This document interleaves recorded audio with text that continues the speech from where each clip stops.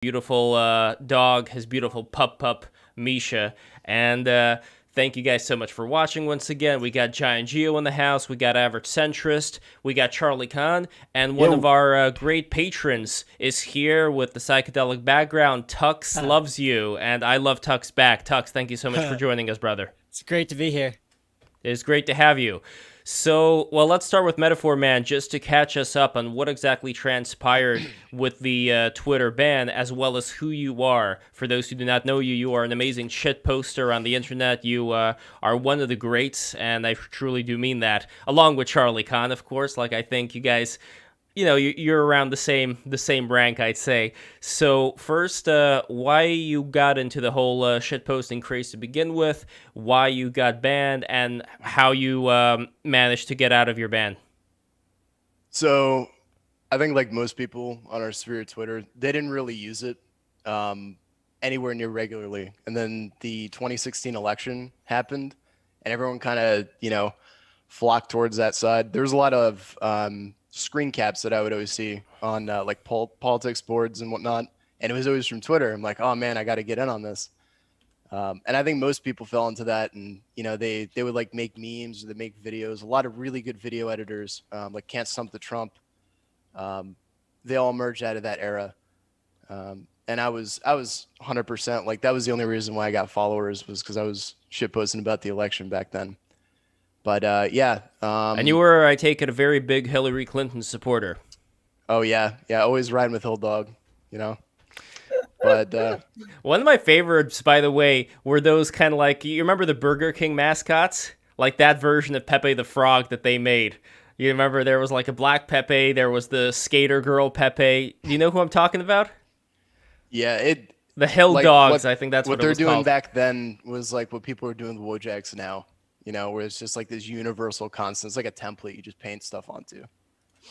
And Pepe, would you say that now Wojak has overtaken Pepe in the normie sphere? They fully accepted, yeah. Yeah. Far more far-reaching than Pepe was in the election. Because now, like, even just normal people, like, you know, there's like a normal side of Twitter, like people weren't shadow banned. Everyone posts Wojaks. Like the first time you see it, you're like, Wojak? Like you're posting Wojak, but they don't know the origin. None of them do.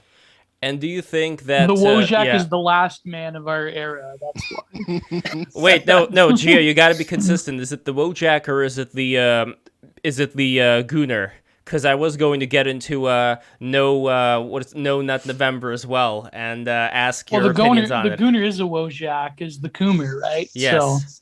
So that's why. So Wojak is the compared to the chaotic energy of Pepe the Frog. Wojak would be what? Like, how would you describe it if you could describe it in sentence? Like, I'm curious from everybody here. Like, Metaphor Man, you go first. How would you describe Wojak? In one word, I don't think I could. He's just like a universal constant, you know, where you can make him, like he was saying, into the Coomer. You can make him into, you know, like he's a Chad, like he's all jacked. And then you can make him into like the Janny looking one where he's all like an ectomorph and, you know, like a bottom feeder. It's just, you know, the perfect easel. But is there anything that would separate him from Wojak, and there's a part of the Pepe in all of us. But when you say that there's a part of one or the other, it's like the pathetic version of yourself, or like a stereotype. It's like the pathetic version of a stereotype of somebody, isn't it? In a way, that's how I kind of see a Wojak. Certainly anyway. the regular Wojak, but there's also the Chad character with the big beard who's always saying yes and doesn't care. But that's not really a Wojak. I didn't realize they were Wojaks as well. Right? Okay. No, I don't think that guy's a Wojak. He has to count the Beckys and Stacys. They have to count, like, all those characters they're all definitely related to Wojak.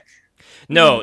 I fully disagree here. No, I don't know who's saying yeah. I fully disagree with that, because you have the Viking-looking blonde guy with the mustache. Yeah. He does not look like Wojak in the least. Like, what is about him that elucidates Wojak? It's certainly the posing and the way that he's used. Like, he's certainly in the Wojak sphere of characters. Like, he's more Wojak than he is a Pepe. No, I think he's Pepe. Like, he's the final, like, he's the total Pepe, because Peppy is supposed to be this affirmative, like, yes, but the gamer head yes says yes to every single like wrong think or like contrarian take. What is for the I don't know, like, I doomer? think it's different. The Yeah. doomer with the one that looks kind of like Tim Pool with the beanie and the Oh cigarette. yeah. Mhm. Yeah, Like I'm sure all those characters, they all have names, but they all seem to derive from the Wojak.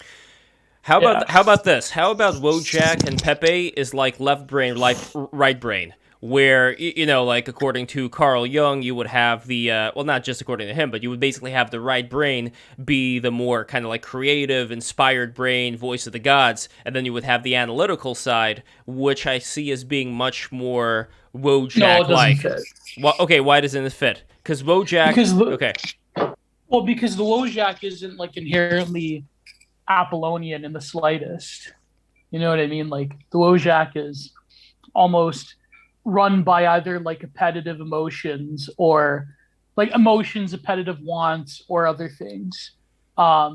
Whereas Peppy is like the Apollonian and the Dione. I feel like stupid just even talking about this. Like, let's move on. Hold on, no. Jesus. Before we Come move on, on, Gio. before we move on, you got to Doing a define. serious psychological dissection of the Wojak. You got to define what Apollonian is, and I'm we not also. Chris Gabriel over here. And we Holy also have shit. super chat, and we also have a super chat from Fiesta Van, $5. Thank you so much for that. Saying, Metaphor Man, what is your opinion on green little goblins?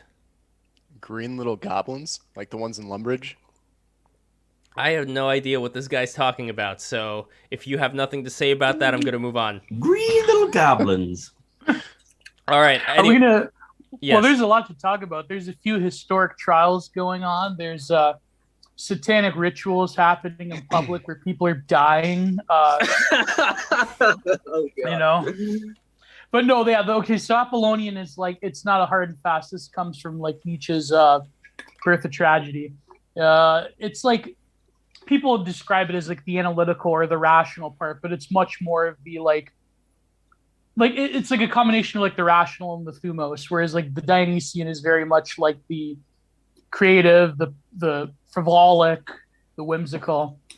I mean, I'm not giving it justice. I mean, Nietzsche has a whole thing, but and you it don't seems that Peppy is like both. And you don't see, in a way, at least how I see Wojak, is a character who is languishing within this very overly materialistic, analytical world. Like, he's stuck in it where Pepe is able to kind of thrive within it and accept the chaos for what it is. So, yeah, okay, I kind of see. So, they're neither of those particular, although I guess Pepe would be closer to the Dionysian, but they're not exactly them. They're sort Because of like living Peppy within is them. an agent of chaos. And Like, where Peppy is- where do you guys think the Soyjak? Where does he fit in? Oh, Soyjak. I love Soyjak. I would Who say. poor Soyjak Uh-oh. with his So- mouth open. don't know. Where does he fit in? I do. Oh my hate god, those guys, Tuxedo though. can share his screen like that. Holy crap. That's So Now, this I, guy, Tux is Gio- the future. Look Tu- at this endless. I So- remember one time my friend, he looked at my phone and it had like a bunch of Peppies, and he's like, Gio, you have so many of them. What the fuck is your problem? This was like 2016. Anyway, sorry. Go ahead, Tuxedo. I was just gonna say, Gio, you've interacted with my bot, I think a few times. Oh shit, really? Remember the guy, the bot that he posts like friendly images and nice Rick and Morty copy pastas? See, I like how Oh, I organized think I Tux do. is. Oh my It is. god. Oh, the one with the glasses, the like thick looking one with a thick neck. That's my favorite one.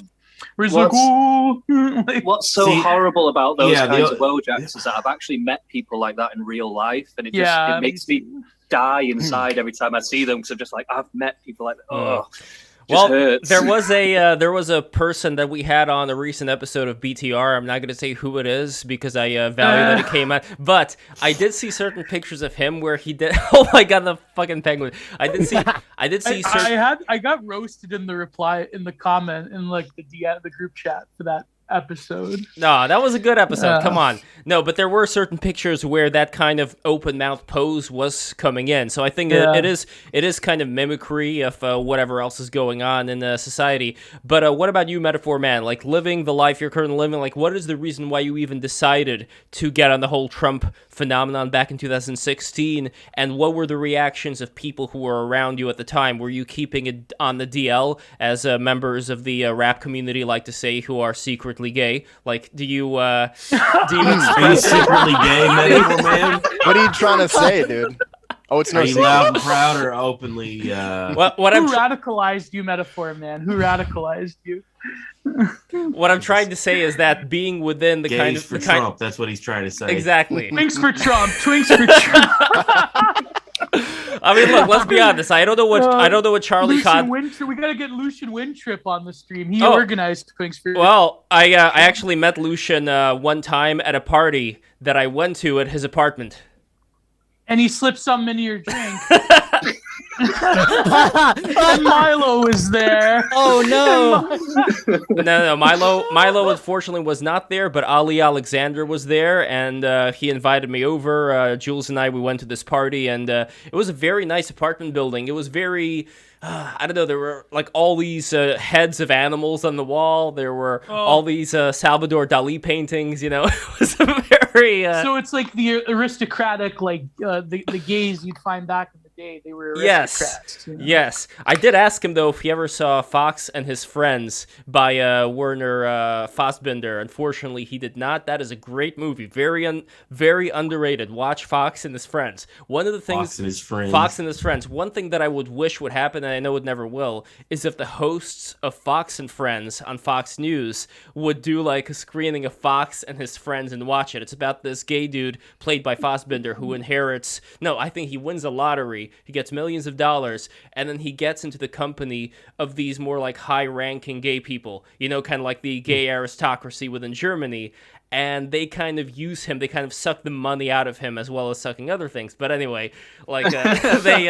Yeah, money's not the only thing they Yeah, suck. I could imagine Yeah. Shep Smith on Fox News playing that on air, so.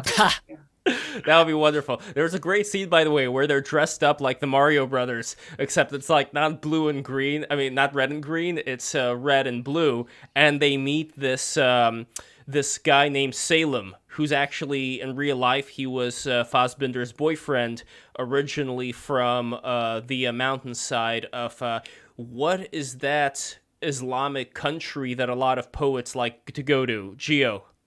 Oh, Morocco. Morocco, yes, thank you. Well, yeah, Morocco, but also Tangiers in Tunisia. Yeah, Yes, but Morocco. Morocco, yeah. So he's this Moroccan guy who ended up emigrating to to Germany, and Fassbinder found him, and they fell in love. And unfortunately, he was very hot-tempered, and he got into bar fights. You know, he got drunk, and he did a lot of drugs, and so it did not work out that well for him. He killed a guy, like he stabbed a guy, and so he had to get I think... Sounds like true love. Yeah, he had to. They had to bring him to France. They had to save him by bringing him to France, and also what's really interesting is that his kids, because he already was married, like he had like this guy Salem. I'm gonna post a picture of him. He had a wife and kids, and he lived in the Atlas Mountains. Like he was just like living like this full-on nomadic life, you know, this very strict Islamic nomadic life. And he ended up going to Germany and falling in love with this, genius German film director. And next thing you know, drugs, booze, and he even brought his children, like he brought his 2 sons over to Germany. To have that experience, I guess. But it's like, no. Sounds like a job for Maury Povich. You know what I mean? Yeah, the Euro that's, Award. that's quite the culture shot. oh, definitely, they did not like Maury it. Povich, apparently a certain E-celeb is not the father. Never mind, I'm not going to talk about this. Don't worry about it. But here is Speaking of E-celebs, yeah. did you see the quarrel between Amy and Keith Woods? That was hilarious. Did you see that, Lev? Funny, yeah. That was pretty funny. I thought, I thought Keith, obviously, he won that exchange. I didn't even really understand what the argument was really about. Like, I didn't quite get it, to be honest. Seemed Well, a you little have strange. to- Like maybe she was just PMSing or something. I don't know. But Yeah, I think that's. I mean, she was really. I don't know. They found a way, to make her tick. No, much But, respect to Amy is much respect to Amy, but I want to get back to Metaphor Man and ask the question that I've basically I've taken the question and I've just thrown it across the room and completely See, Lev doesn't want to destroyed talk it. about it because Keith would stream snipe last stream with Uber. But never mind. No, Never I mind. ended up stream sniping Keith from that. I gave him a rock solid argument that he could not do anything about because I'm smart. Anyway, Metaphor Man.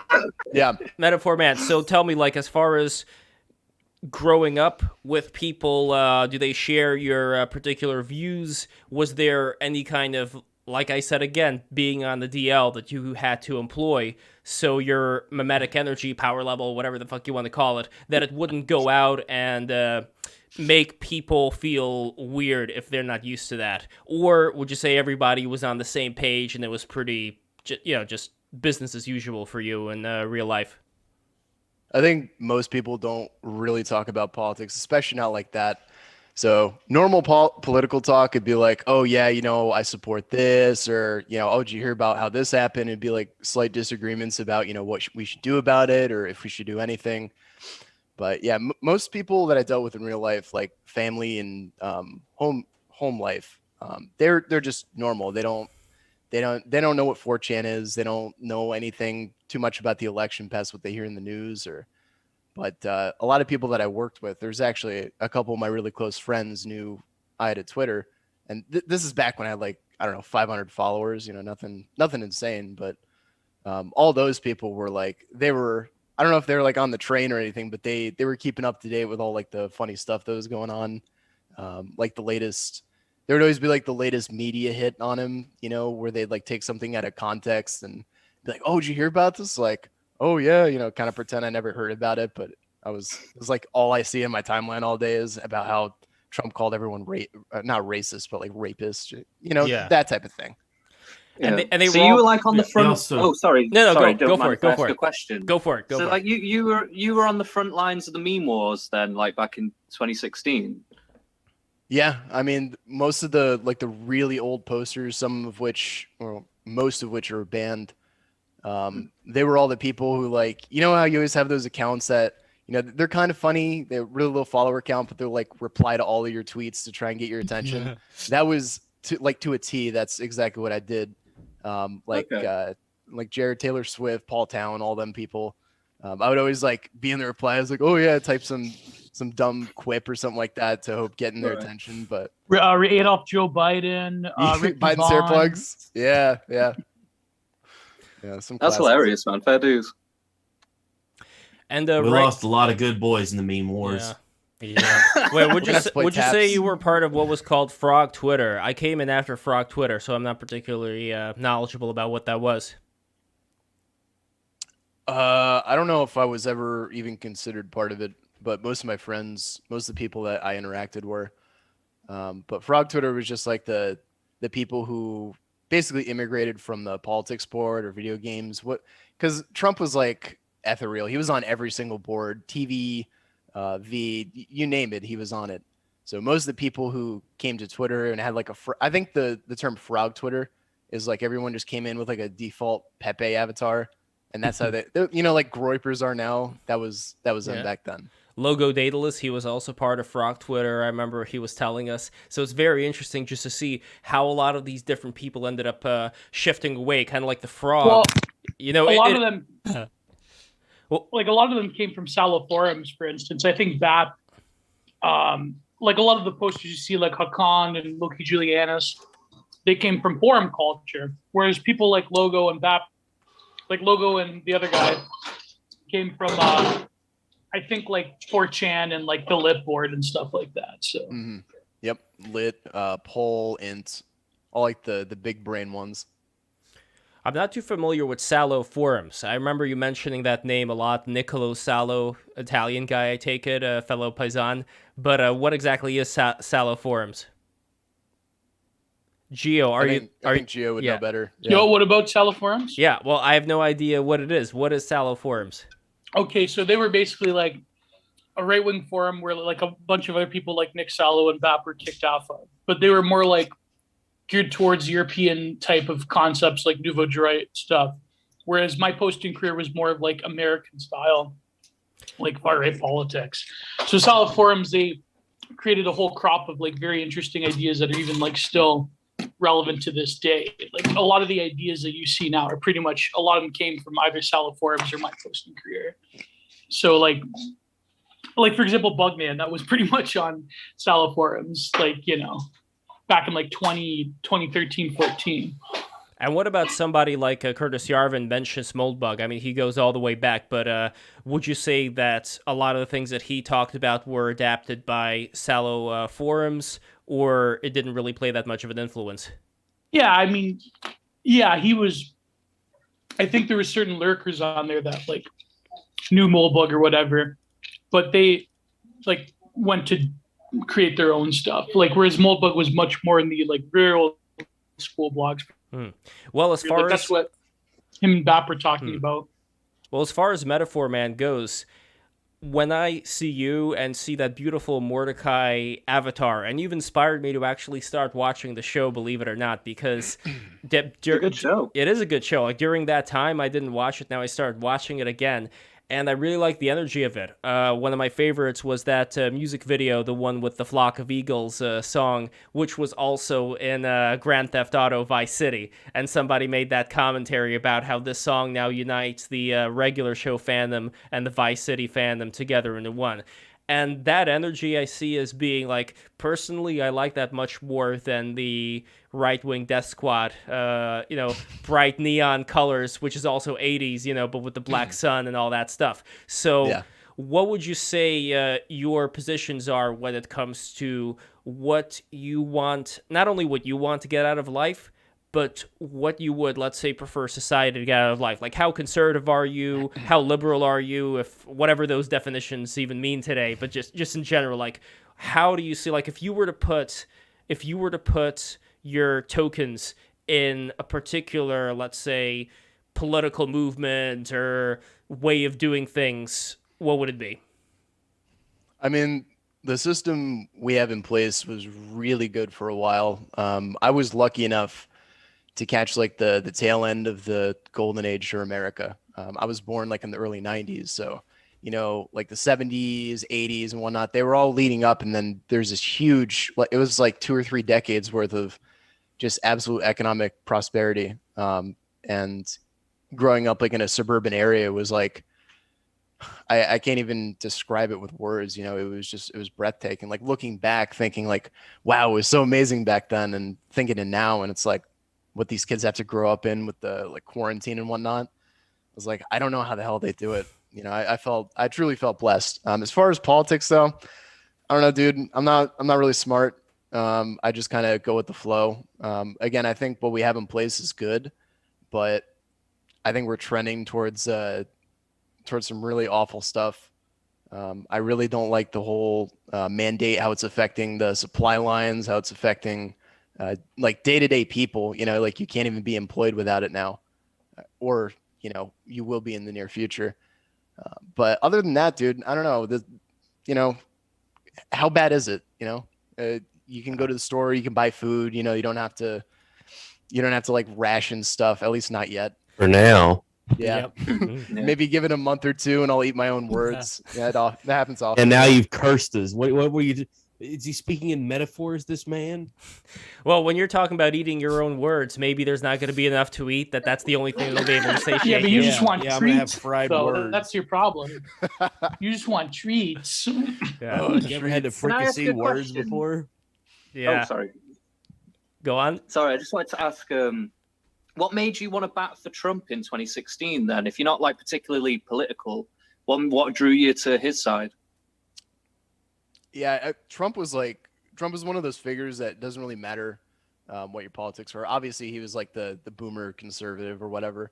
But out of every like politician in my lifetime that I saw, like back when I was in college, it was like, oh wow, this is crazy. Obama's running for president. He's gonna beat out this dude, and like he's gonna change all this stuff. And then when nothing really changed, it was like, oh well, it was all facade. Yeah, but exactly.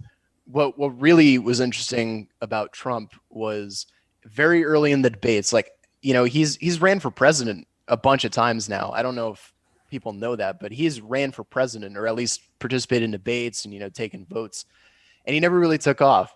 So I think when he got in that first debate and they started, like, you know, feeding him a little bit of screen time, they're like, oh yeah, Donald Trump. Yeah, right. It was one of those, like, oh, rooting for the underdog. Like, oh yeah, they got to give him screen time now. And him insulting everyone. Again, it's like, I don't even think it's a political thing. I think he's just this larger than life figure that everyone got behind and was like, how cool would it be if this was our president? You know, Yeah. obviously The ultimate shit post. It's the Yeah, way exactly, that it's exactly. the way that he was so, who would steamroll opponents in those debates too. That was a big part of it, is that he would talk about how, yeah, I've given money to both sides. Like, I know how this is done, and I know all of you guys are full of shit. And he would just say it like that, just in plain language. You guys are full of shit. For 30 years, you've been doing it this way, saying everything that you're going to do, and you do nothing. Why don't you give me a shot? Let's try it out. Let's do something crazy.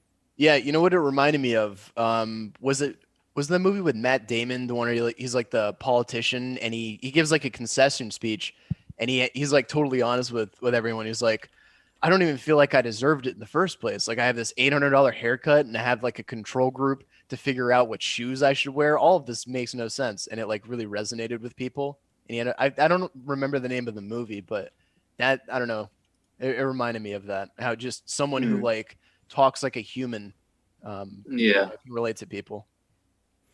I mean, I don't think people would be able to necessarily live the kind of life that Trump has lived. It's difficult for me to get into his mind as far as whether it's like somebody who is able to do certain things by accident and ends up working out a lot of times.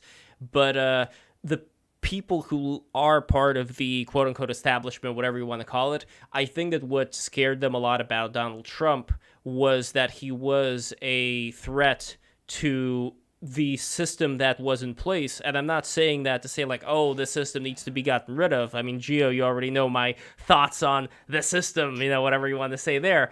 But at the same time, I kind of understand them. I understand that what they're afraid is a lack of cohesion, but what they may disregard is that the cohesion that they have had for a long time, kind of like getting used to the way things are going, there are certain blind sides or certain blind spots. Again, unless we get the mindset that everybody who is in that position just wants to suck out as much as possible out of the people of America, you know, and then leave them high and dry, you know, just Yes, exactly. That's Yes. exactly what they want. Yes, but again, it's like when you say they, it's like, how many people are we talking about here? Are we talking about like how many I can the count on my 500 hand? names. Yeah, the the 500. They have the 500 names. council, Lev. yeah, the Council of 300, you know, the Club of Rome, whatever. Anyway, there are still people though who are not part of whoever those shadowy figures are, but who are just, you know, general, like kind of like Jessica DeLoach, who we're gonna have on with Sticks, Hex, and Hammer 666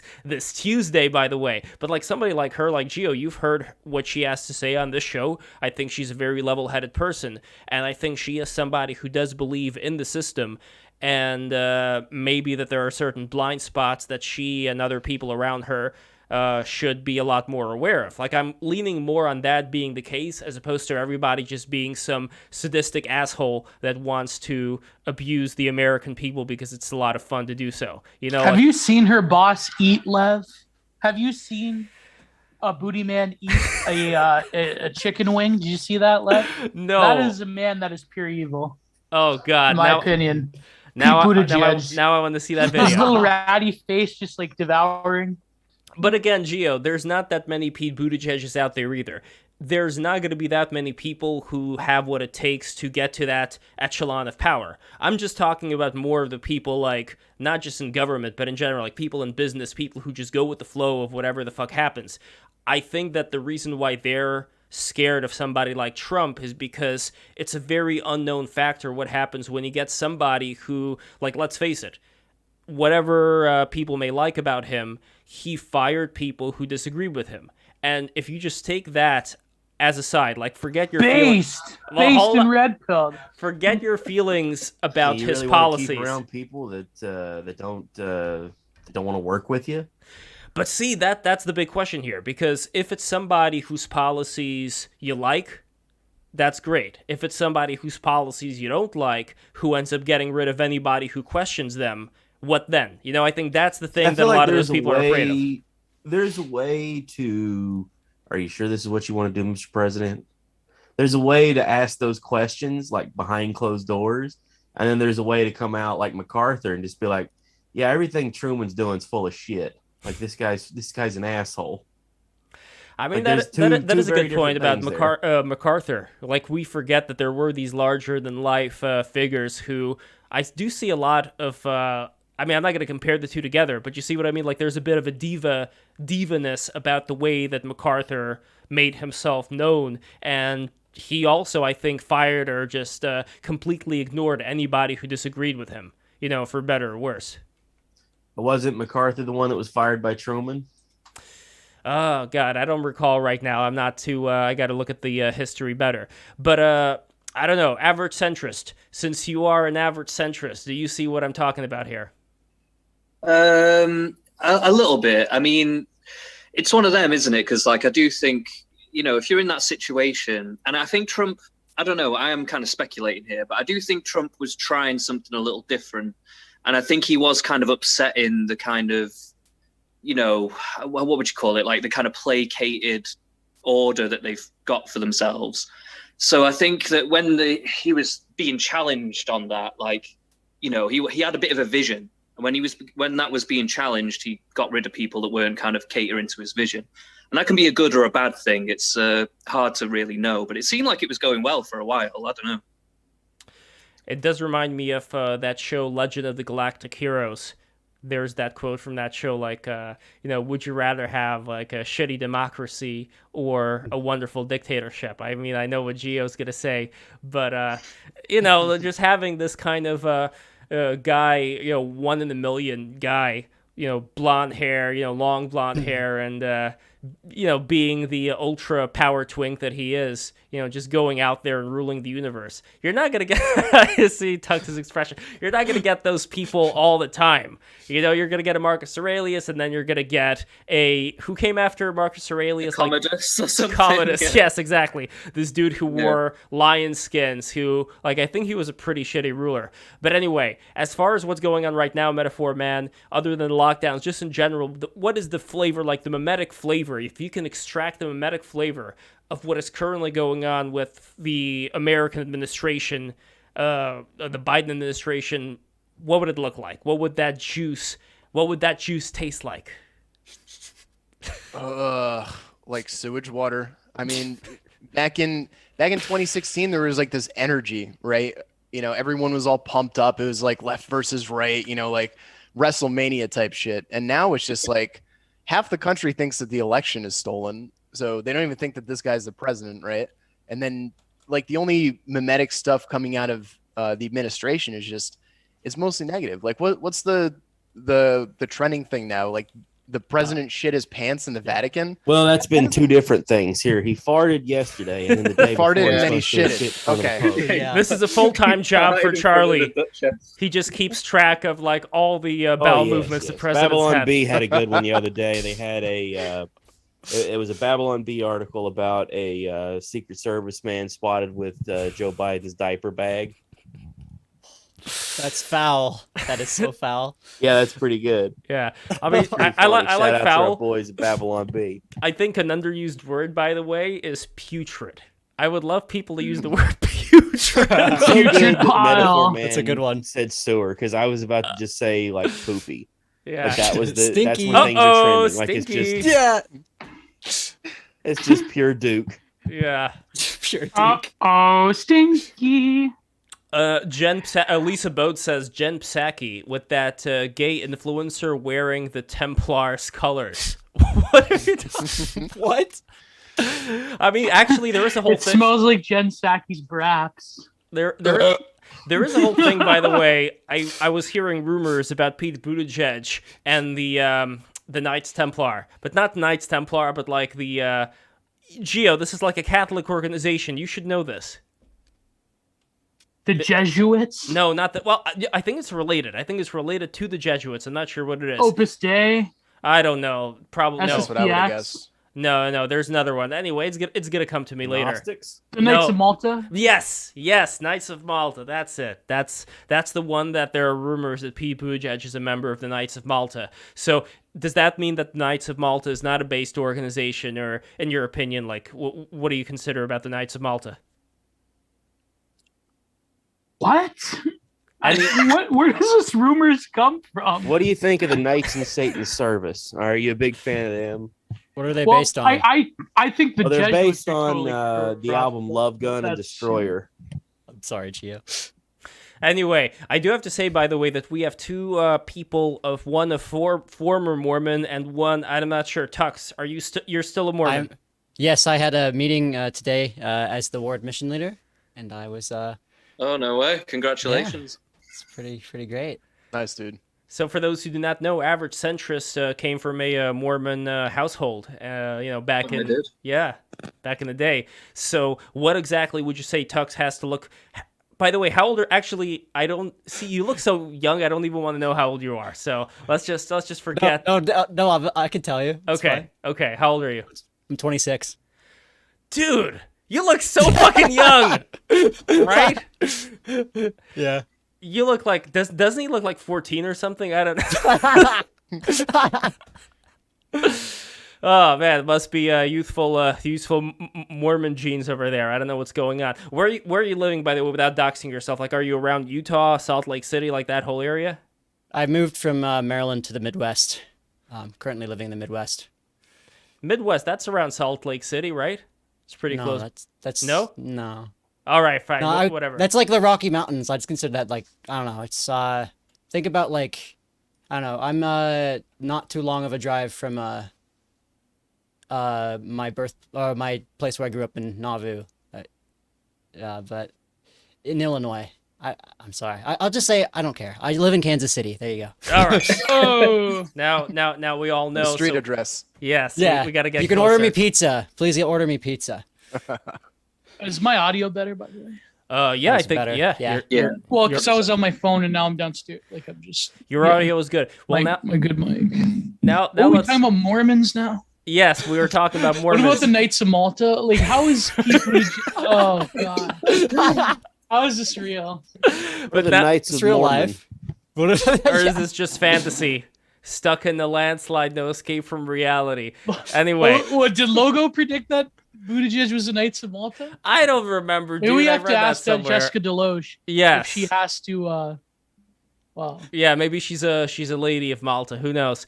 But the real important part of the stream that I want to get to has to do with the gesture that Metaphor Man is making in that animated thing that I did. And by the way, I had to download the arcade episode. I had to like extract, the frame away from the background, get rid of the background, because I noticed that the actual quality of the avatar that you always use, Metaphor Man, it's like very, it's very small resolution.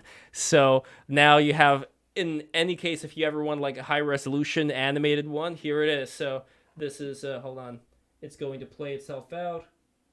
Let me see here. Here it is. Now you see it in Look at action. that. wait, put it on. I like the speaker. dog. Yeah, the Oh, dog. there we go. Everybody loves the dog. Everybody loves That's Misha. awesome, dude. I never watched what was it called?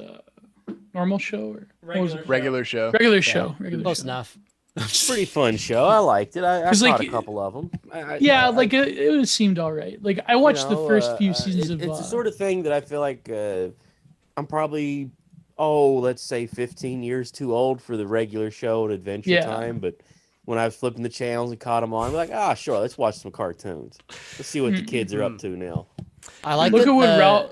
Oh, sorry. Go ahead. Oh, sorry, Tuxedo. Go ahead. No, I was just gonna say I like that the boss isn't like the boss. They're like boss at work, like a gumball dispenser or machine Yeah. or something. Yeah, Benson. Yeah, it's awesome. Yeah. And he's So, going I mental at love them that all the there's just time. a Yeti with them. They have a buddy who's a Yeti who hangs out, and he's Yeah. got a real whale way of talking, and he's the voice of reason.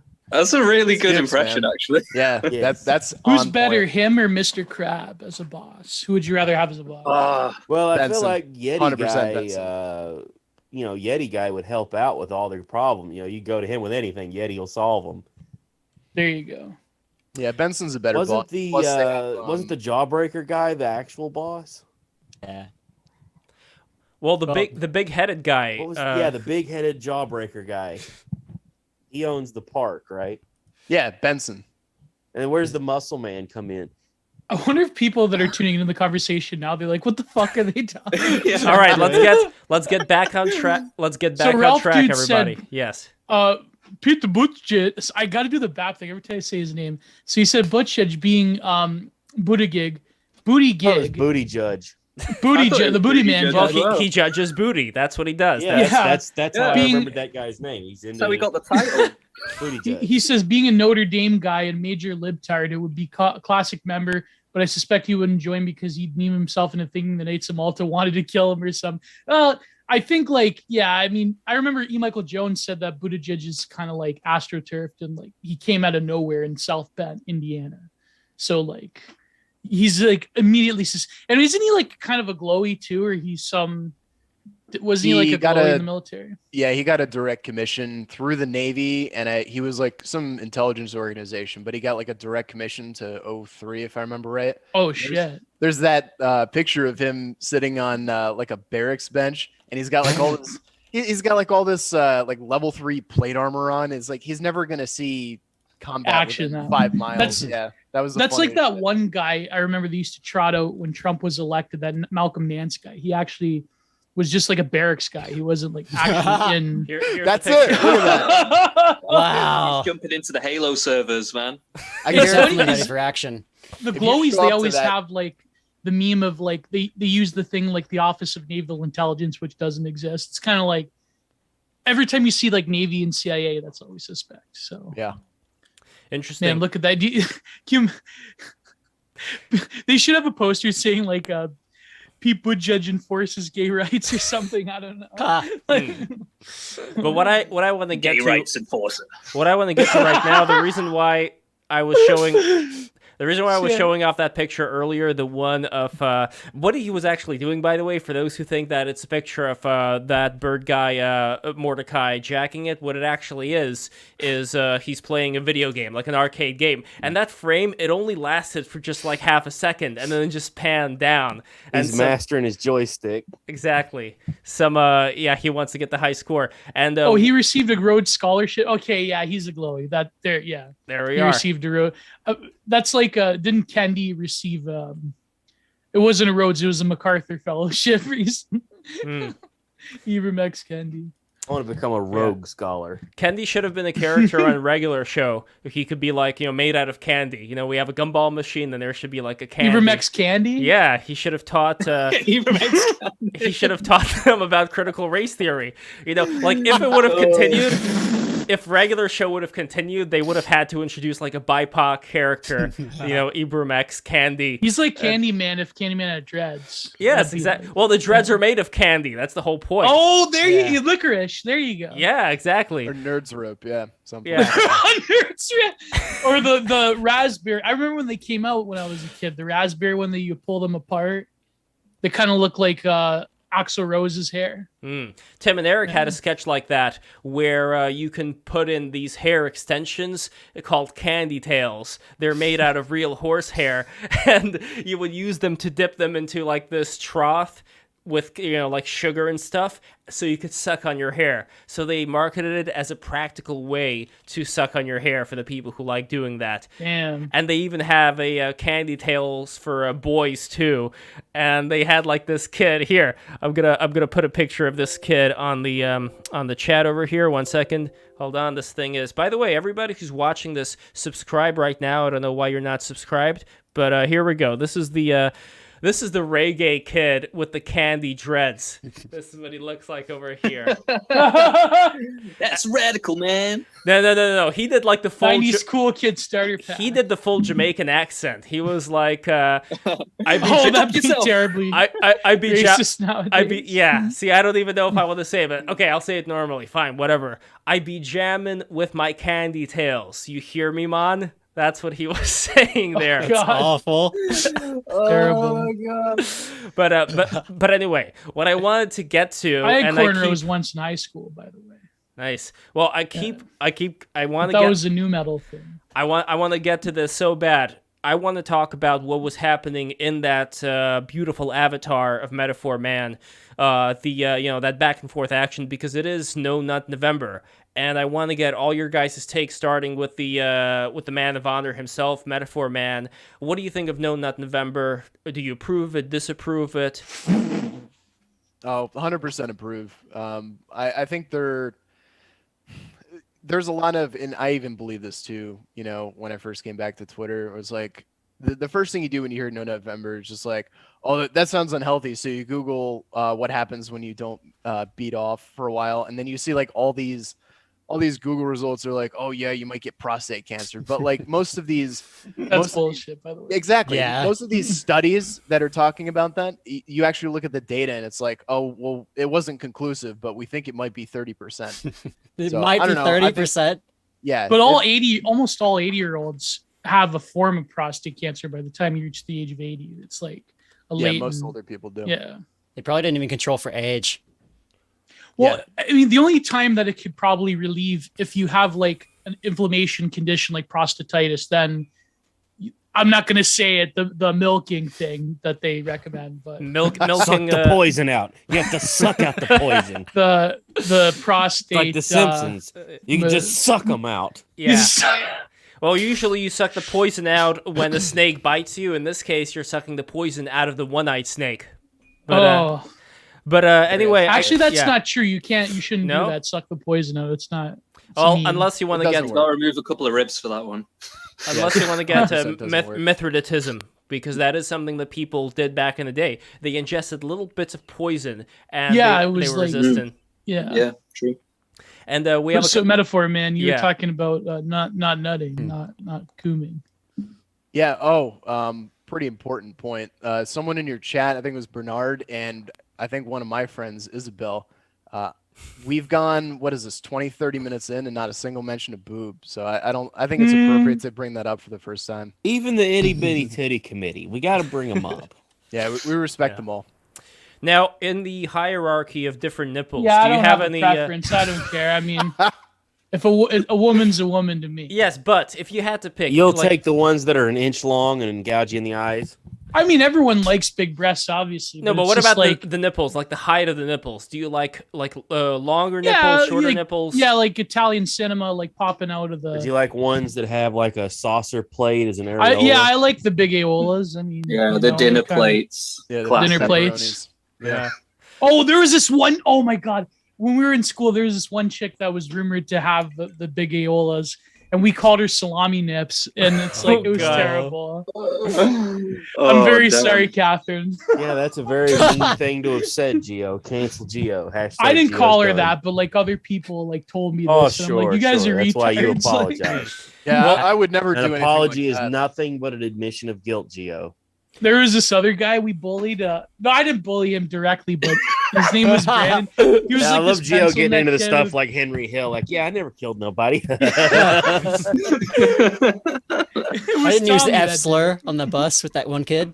Never happened. There was this other. I could tell you stories, but anyways, go ahead, metaphor man. This kid, okay, just really quickly.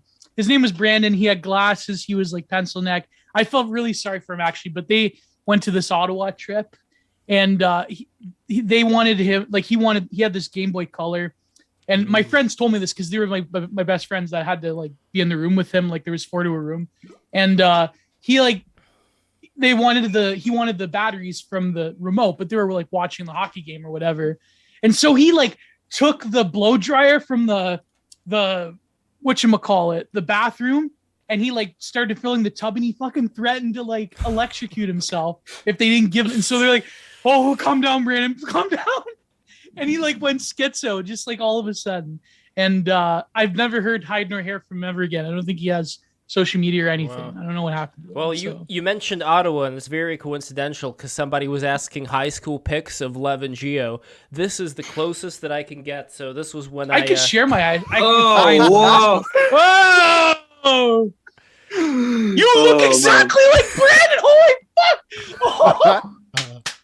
You look exactly like the only he had like a like if you had a cropped hair, you'd almost look like him. I'm not joking. Lev, I would have bullied the fuck out of you in high school. It's baby Lev. We appreciate that there was no hover handing there either. No. I mean, there was a slight lean though, so Yeah, I get a Lev couple was of point deductions for the lean. Let's see if I can green find. line. Let's see if I can find some other pictures over here. Facebook's kind of slow right now, but anyway. So You mean MetaLev? MetaLev. Yes. God That's damn what it. it's called now. Get it right. I don't know. Facebook by Meta.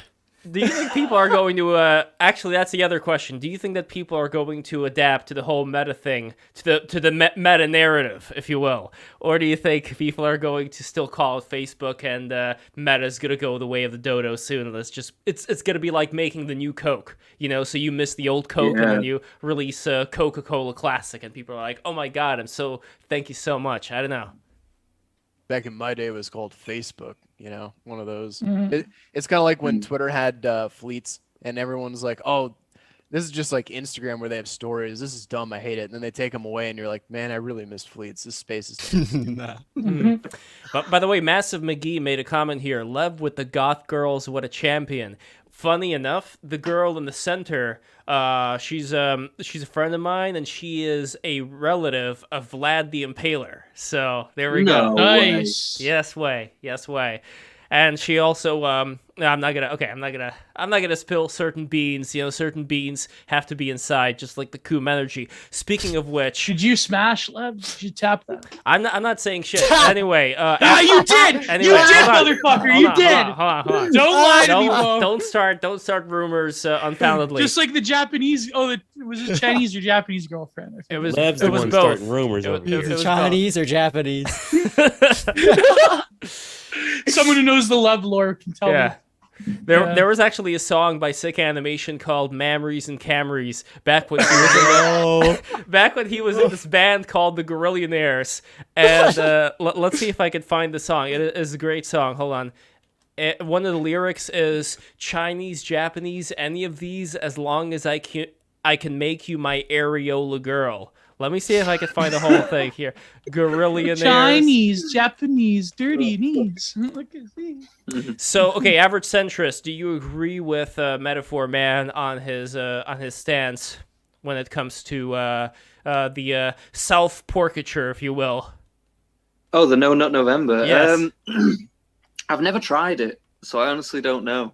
I mean, maybe I should. I hear that people get superpowers and shit, so Yes. maybe I should do it. What's the longest you've gone without jacking it, if you don't mind spilling the beans here? Probably since I was a teenager, like fucking maybe like a week or two, maybe two. No, probably like a week, because I had to for some reason. I don't know why. Wow. Okay. Well, that's what was that week like? Would you say that you had any kind of superpowers, any different experience in that week, or were you No, just really, really horny? Just a lot of stress and frustration. Yeah, just.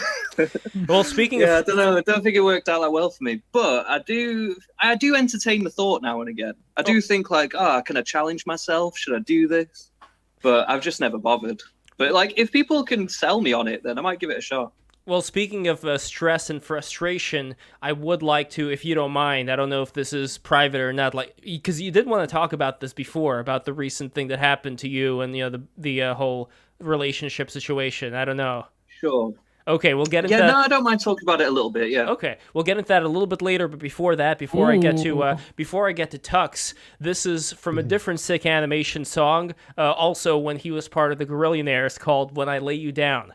So it says over here, right here is a song about love, a song about life, and about being a teenager at Bayside Hyde. And check it out. When I lay you down in your bed tonight. I'm not going to sing this shit. Baby, I'm going to hold you down. Never, ever going to let you go. And when I lay you down in your bed tonight, baby, I'm going to hold you down. Never going to let you go. Go with the flow so you know how I do. Me and my friend putting dicks inside you. You're looking so good. You got my body. Then he in got check. me too'd. Hold on. You're looking so good. You got my body in check. I want to fuck you so bad. Even my nuts are wrecked. And I like it when and I like it when you bark like a poodle, rough. When I slip deep inside you like a ramen noodle, and then I'll tuck you in your bed all warm and snuggly. Sarah, Jessica, Parker is ugly. It's one of my favorite lyrics. Let me go Yeah, down but here. That's, think I DJ really Khaled identify wants with to have that a word because with you on Sarah that one. Jessica Parker really is ugly. I don't He's got a know. point. Does anybody have a She was crush pretty on hot in her? Hocus Pocus, though. Actually, Yeah, when she was like 22, and then she just. And then life I don't happened. know if the wall hit her or she hit the wall. bit of both. We got a visitor. Oh, look Oh, at that. man. The dog's better looking than Sarah Jessica Parker.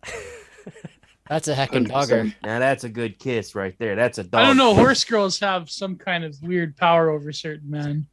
I don't know why. Would you make love to a centaur woman, Gio? Oh God, no. No. That reminds me of the people talking about the dolphins. Gio, would you? Oh Now I- God. now I What hate is the myself. Dolphin thing? What is the dolphin thing on Twitter?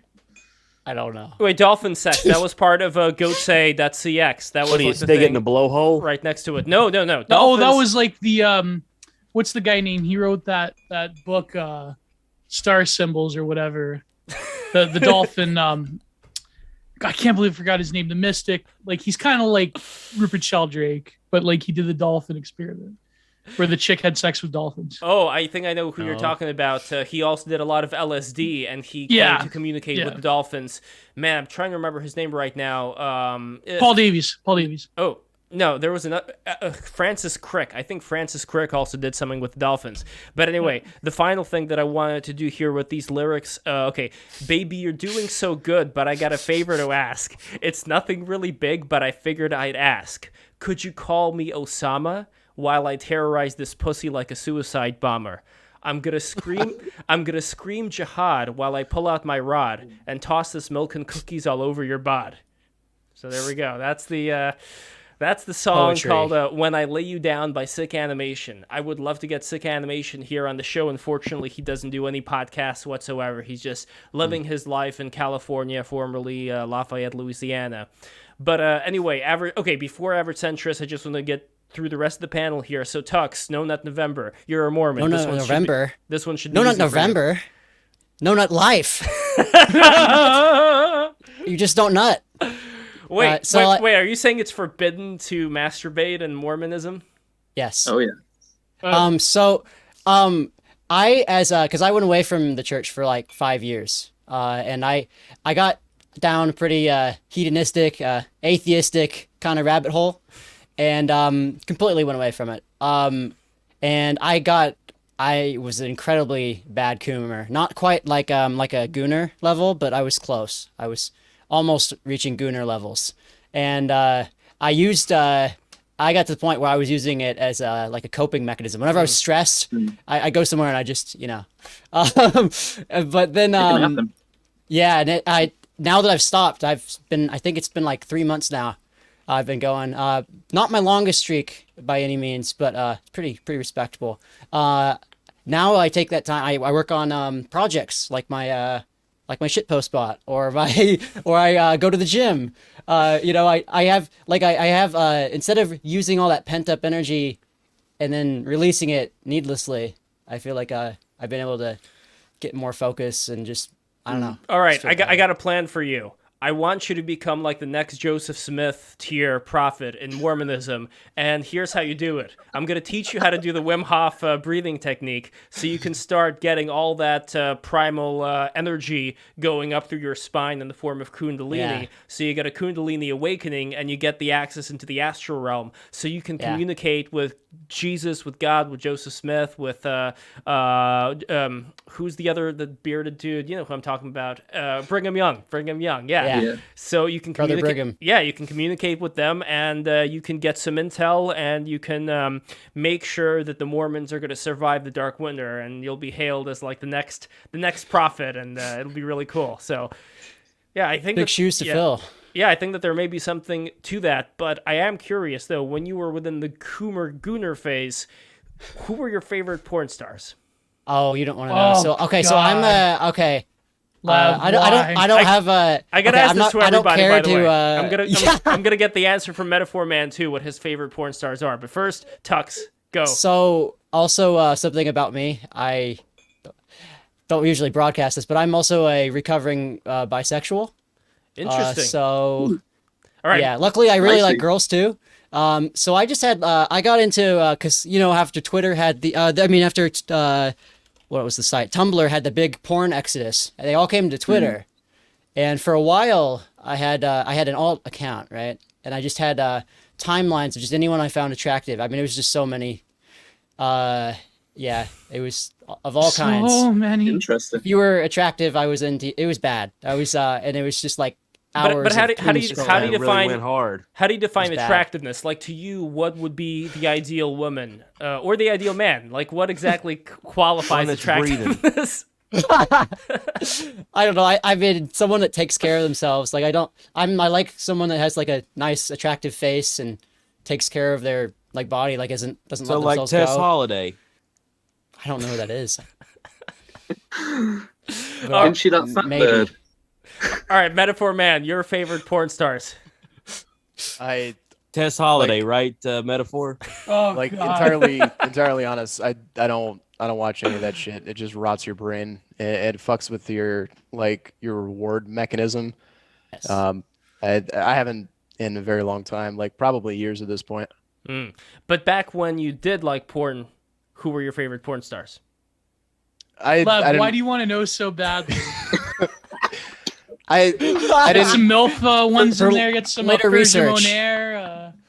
Yeah, Some, no, it was never. Corey It was never like. Chase, It was never like the, when you think porn, you think of like you go to adult film store and they have like a bunch of stuff on DVDs. I never watched that stuff. That it's just so fake and disgusting.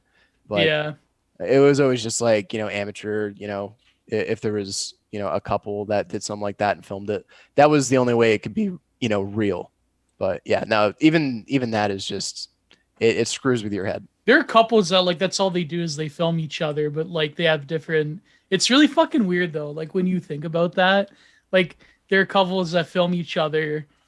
It's like they have a whole like a thing. I don't know. It's really weird. It's kind of like, but it's probably like better than the mainstream like, film porn like brazzers or whatever. Like it's so fucking the world has gotten to ridiculous. such a point, Gio, where nothing exists unless it's on tape. Well, exactly. Well, Gio, what about you? Fuck off. Yeah, Gio. Talk about your You're gonna be here I for don't know. ages, Lev.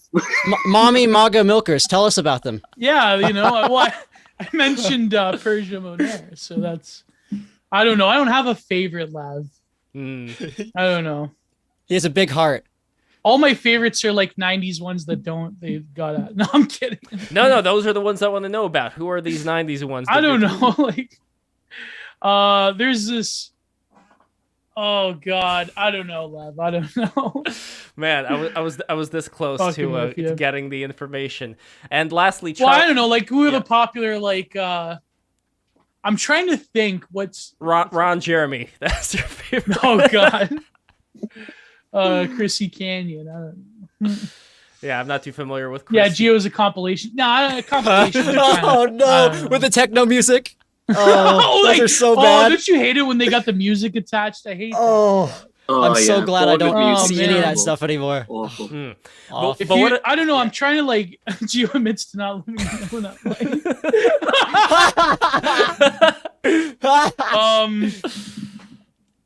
I don't know. What's a good MILF one? I forget. I mean, there was I don't know. that that Italian gal back in the day, Aria Giovanni. Do you remember her, Gio? Was that the one married to Jeff Koons? Or no, that was what's her name? I forget. No, She was the blonde one. I think that in general, she would be your type. I could be wrong, but as an Italian man, I think I think there may be something here. So I'm gonna post a picture of her and Gio. Hopefully, it's not bannable. No. It's Go here. up It's more? fine. Go Here, up. hold on. This is. Oh, there you go. Yeah. So what do you think? She kind of looks beat here, though. Gotta admit. Really? Gotta Yeah, admit. drawn on eyebrows. Yeah. I mean, Yeah, but fake, that's. I mean, I don't like the fake tits either. I don't like that. That's not my thing. Yeah, I'm not a fake tits kind of Oh. guy. Hey, yellow girl. She isn't even that good. Like, she isn't even that good looking. I don't know. I mean, I don't mean to insult her. I guess she is in some ways, but I don't know. Yellow girl doesn't do it for me. Yeah. I don't know. I mean, my People whole. give her thousands of dollars. I don't know how, bro. Yeah. I don't know. I mean, Gianna Michaels. wait. Who's Gianna Michaels. Yeah, she's pretty cool. Who's Gianna Is she Michaels? still around? I think she's still, or she retired. I think. I don't know. I mean, Mm. does somebody really retire from that job? No. The Geo compilation. Do not Yeah. research. That's what Yeah, someone wrote in the Geo's chat. best of like Geo's best wax Best collection. milk Best cream hits. pies compilation. Oh no, bros. Oh, fuck. It's like the Girls Gone Wild tapes. It's like, hey, I'm Geo, and welcome to my tape. Oh. I mean, I don't. Like apparently like oh my god, if you Geo's the wrestling girl. No. I don't know. Lita was pretty hot back in the day. Oh, yeah. No, like Ayala, didn't she have this poop treatment recently? We were talking about Biden, but she had this colon. What do they call that? The fecal Colonoscopy. No, it's the it's fecal so transplant. you end up replacing the probiotics inside of your stomach through Yeah. that process. Activia. Yeah. Like, I hate Lisa Ann and Alex. Yeah, I don't know. Lisa Ann isn't that great. I don't know. I mean, some people are See, mentioning. I should just shut up right now because I'm like we're gonna cut this. Some people are. Never. Some people are mentioning over here. Also, Alexis Texas ain't even that great either, but I don't know. Lisa Ann has her moments, I guess. I don't know. man, Gio, you should just make like a separate live stream where you just like review porn stars now. This Yeah, is like Andy Worski. Yeah, make one of those tier lists. Like Andy That's what you need to Worski, do, yeah. Geo. A Go to tier list Bitwave. of the hooers. yes, but no, not even porn stars. Just in general, like as far as Okay, I'll tell you this Okay. one. I'll give you All right. this one Geo pill. She isn't a porn star, okay, but she is like a nude model. And she only did a few sets back in like 2012. I think her name, she was from Czech Republic. Her name was Marticia. You look up Marticia, nude modeling. For some reason, I became obsessed with this woman. And her last photo set was like in 2015. And she just like dropped off the face of the earth. So there you go. Oh wow, I'm looking at her right Yeah. now. These are not shareable pictures, by the way. But I'm sure you could find just one of her face that you. I'm could- sure. I mean, Yeah. I mean, Gio, you remember we had that whole thing, which I may upload a little bit later, with Liv Lindland. You remember that Norwegian yeah. Playboy model? Like when it comes to women, I mean, these technically aren't porn stars. I guess it depends on the definition of pornography. But as far as like old school Playboy playmates go, just like representing the different styles of the time. That's one thing that I really loved about old school Playboy, that every generation, like from the 50s onwards, you would have women who do kind of like represent the time they're at and the various styles that come with that time. And now it feels in general, everything's just sort of scrunched up into this very boring, like this weird anime pixie kind of like average centrist. You were talking about the pixie thing being around for a while. Real mom But fucking son. Oh my god. I love like every porn site they have to put stepmom just to like make it cool and legal. So that's like yeah. Oh god. But anyway, average Get Luke centrist. Ford on. Maybe no, we'll get Luke Ford on one day. That would be great. Average centrist, you were making comment before about the Pixie Girls, like that particular style. You say that it's been around for a while, but I have been noticing a lot more of this kind of like anime-ish, like however you want to say it. Yeah, it's become more cartoonish over time, but I always knew about it from like a teenager, like girls that would kind of like wear fairy wings and shit like that, and they act cutesy and whatever. And I guess this predates the Wago face and all that kind of stuff, but would you know, they kind of give off this kind of histrionic vibe, I guess you could say. But yeah, to me, it's been around for ages, I thought. But it seems like it's gaining like a new resurgence, I suppose. And as far as yourself, Metaphor Man, what do you make of, let's say, girls that you've interacted with online, just the general mindset today? Because we had all of these different conversations before about dating, about relationships, about where a lot of single men find themselves today in society. What are some of your thoughts on all that stuff? You mean like the whole like parasocial relationship with online ones? Is that what you mean? Not just online ones, but in a way how the online world ends up streaming into the offline world. Oh yeah, probably the biggest one that I've seen has been like when a lot of people still use dating apps, right? And obviously women have far more success because it's like they just sit around and wait for everything to come to them. That's how they're designed. That's how, especially like Tinder and Bumble. But you always see like screen caps of Just hold up the phone. Computer, send me some snatch. Oh, by the way, Order to go. Charlie Con, your mic is a little bit loud. But that's because you have that kind of presence. But yeah. Yeah, I picked up the mic. I got too excited about the computer sending me some snatch. As you should got the- be. Full plosive mode. I mean, that's and what's mouth noise mode. going to happen with Maida pretty soon. Like, I don't know if even Tux will be able to make it when you are going to have fully rendered anime gals and guys at your beck and call, where you can completely feel everything. You know, like right now, I remember we were talking about this before, where I found this weird furry artist on DeviantArt who was drawing these squirrel creatures, like with their tongues out. There wasn't even any porn there. There was just like these squirrel creatures. They had their tongue out, and he like zoomed in on the tongue. So one image was the squirrel creature as it was, and then the next image was just like a tongue with like the bumps on the tongue, and that's what this person apparently was into.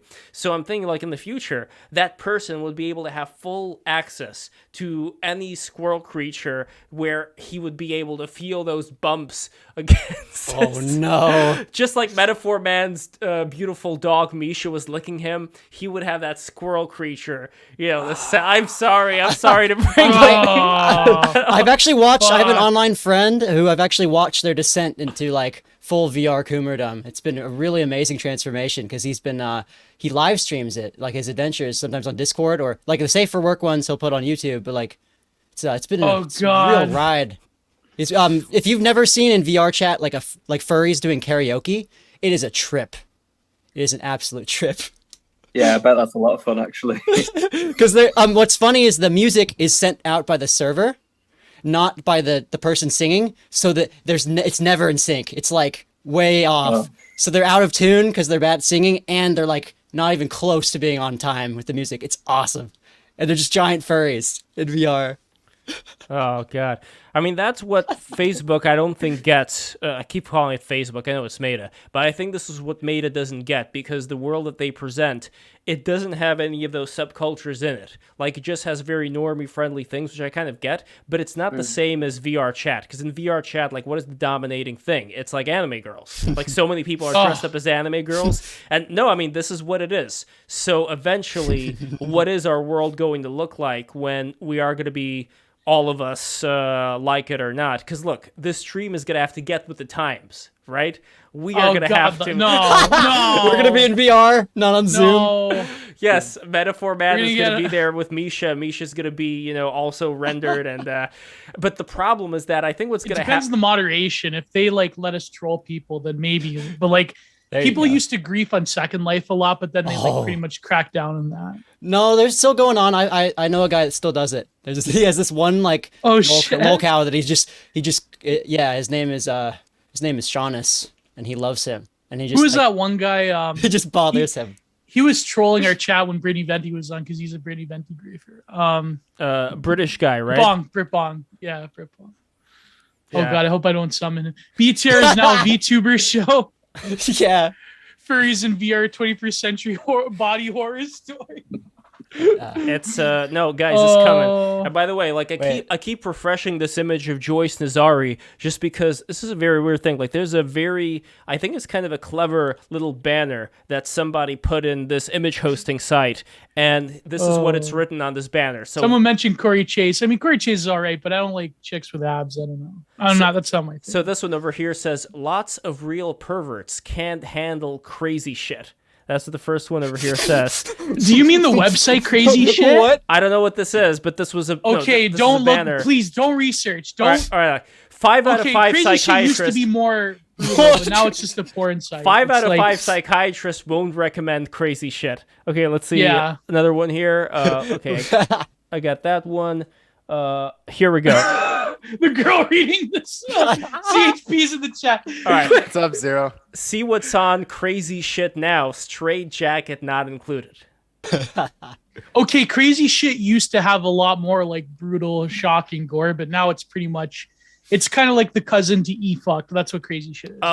And of course, Yeah. I think Style Project. Not that I know. Not that I have an Yeah, of account. course. There, but Well, you guys, Oh yeah, sure, Gio. you guys remember there's Style, like these Style old guys Project, on right? crazy shit that have been there from the beginning, and they're like, Styley's I've gotta been be there done, for right? forever. I go, fuck. Yeah. Bro, you've been here on a fucking shock site for like 12 years. What the fuck are you doing with your I think this one's my favorite. Geo is BBW pill? Yes. Well, not. I don't know. It depends.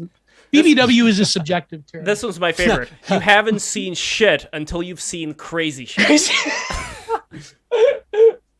That is such a great advertising campaign. You don't need any images. You don't need any whatever. Oh, Just Lev, put that someone in. in the chat reminded me about the ab thing. We have to get Academic Agent on because he was in the chat a few times.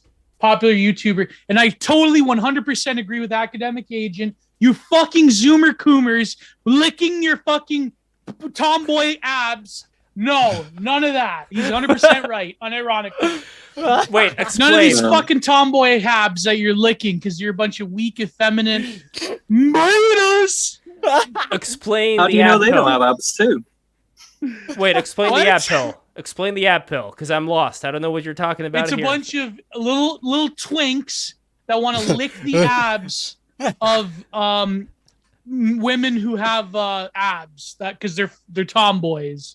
So they're Interesting. like, oh my god, it's so cool. But I don't know. It's disgusting. It's degenerate. Women should not have abs. I 100% agree with Academic Agent. What if it's China? Well, because of the hard labor. That's why they have abs. That's different. No. I meant the wrestler. I thought you were Well, talking. okay. If you look at her when she was off the trend and she was in Playboy, she was like kind of good looking. R.I.P. Joni. I mean, she had a tragic life actually. Yeah. China. One night Would you in though? That's the China. question, Gio. Would That you, video though? was terrible though. Nah, probably not. I don't know. Oh, Okay, There's some good looking female wrestlers. Like, I mean, We have a comment. There's, we have a comment, by the way, from the ABC123, $5 Thank you so much. Who says that alien chick in abs AEW are looks pretty good. abs are a feminine thing. So he disagrees with you. You gotta have a gunt, guys. You have a gun. For a real man, real alpha male. Metaphor Real man. Ralph Mario. Metaphor man. Do You gotta you have a gunt, dude. do you approve or disapprove? What is My your gunt is much more girthier than Ethan Ralph's. That's What- great. What is your stance on the ab question, Metaphor man? I honestly don't have a preference, dude. Some people are like, they're exactly like Gio saying, they just foam at the mouth, like they have rabies. Like, oh my god, abs. It's like, okay, cool. If it's there, then it's there. But I don't. Yeah. Hmm. I mean, if a chick with abs was into me, I'm not gonna lie. I'd probably, I'd marry the first e-girl that slid into my DMs. I'm not gonna. So that's I'm me. gonna arrange Gio's marriage. This is an advertisement. Like Somebody Justin- marry Justin Gio right Murphy. now. I gotta get Justin Murphy to arrange someone for me. So there you go. Yeah, we should do a dating show for Gio. We should get Yes. like a blind date. Yes. I have one girl in mind. Nah, I'm not Let's gonna. have not Gio go on some e-dates publicly. That'll work out Yeah. real well. In the We metaverse. can be I like think so, we- yeah. we can be It like wouldn't be the start of a spiral or anything like that. It'd be cool.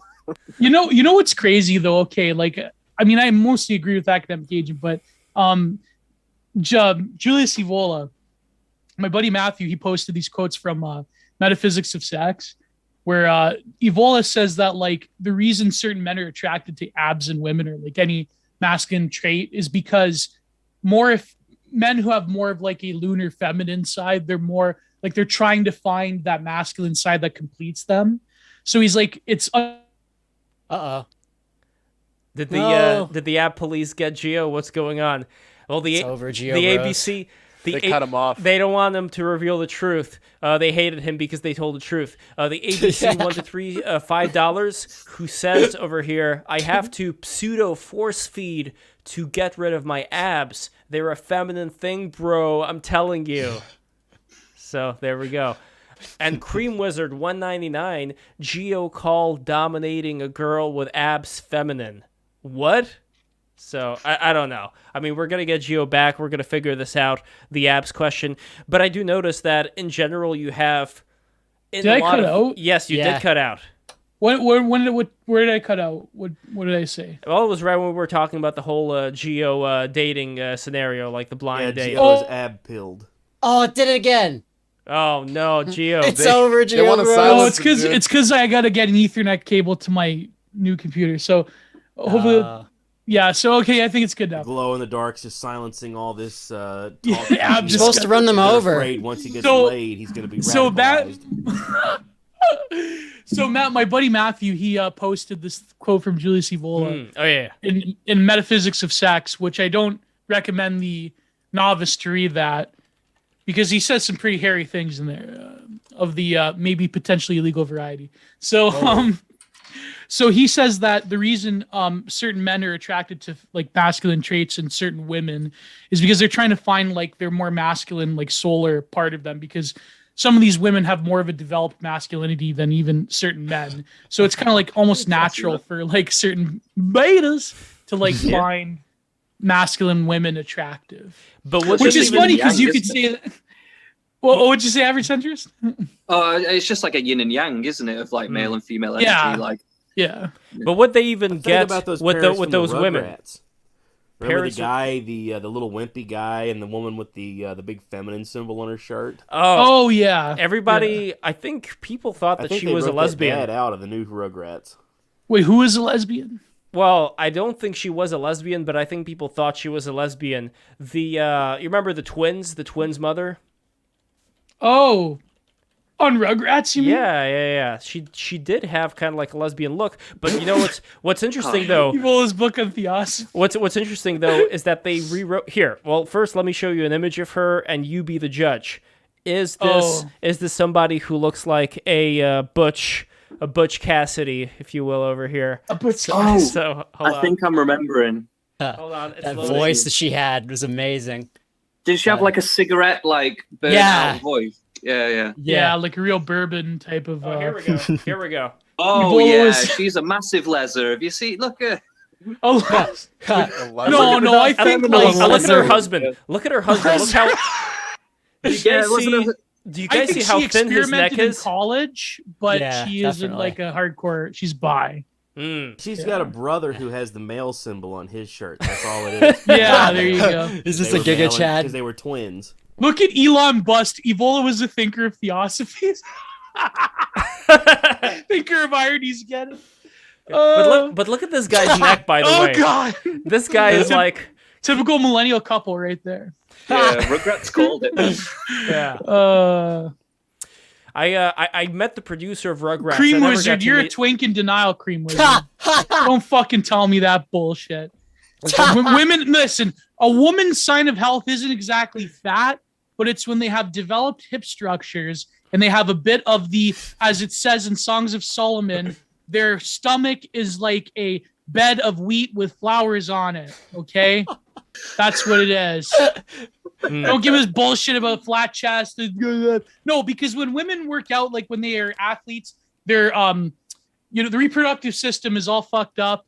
They can't have periods and shit. So don't tell me this bullshit that like women power lifters are natural. That's bullshit. So By the way, in the new Rugrats, because they made a reboot. Oh no! oh god no! That is nightmare fuel. You see, Oh fuck! you see What? Grandpa over here? Oh, So Holy apparently, shit, look at Grandpa. well, That's there, haunting. well, there's more. Grandpa's What's going apparently. on with the dad? He looks like he's been token up in the garage. Well, Grandpa Making apparently. Korean pudding. He doesn't know what his life has become. Apparently, Grandpa came out as gay. So there was an episode Whoa. where he was Wait, what? he had a blind Is that a date. joke? Turns out I'm Look a at that's a Tommy. geo women expert. Here we go. So this is Grandpa meeting his date over here. Oh wow! got a- he's Oh, dating gotta the tell her damn, Why? Oh my Oh. God, that's Oh. L. Ron Hubbard. When did they come up with this? Oh, Ron, No, no. You know who that dude is? That dude, for those who watch Squid Game, that bearded guy, he's like the guy with the golden tiger mask. Do you remember that guy? No, pull him back No? up. I'll tell you who he puts me in the mind of. Dr. Zaius from. Yeah. He's got a Dr. Zaius vibe going. When did this film come out? This remake? I think this year. I'm not sure. Yeah, I want to say it was Oh, this okay, year. that makes I haven't seen sense. it. I just saw clips. That's just So wrong. Grandpa's doing Lemon Party with Dr. Zayas. You know, it's They like, did a weird thing where the little black girl Susie, they made her into a baby instead of being the same age as the older girl that was mean to all the kids. So now instead of having somebody that's like can push back against the mean girl, Now she's just a baby like the rest of them. That's weird. That's weird. That is weird. That's a weird Damn. change. That's not kind of like the multiracial representation I would have thought there would be like in Rugrats. Now. Like, why not have her be the same age? But yeah, this is Dr. Zaius over here, and Dr. Zaius, Dr. Zaius.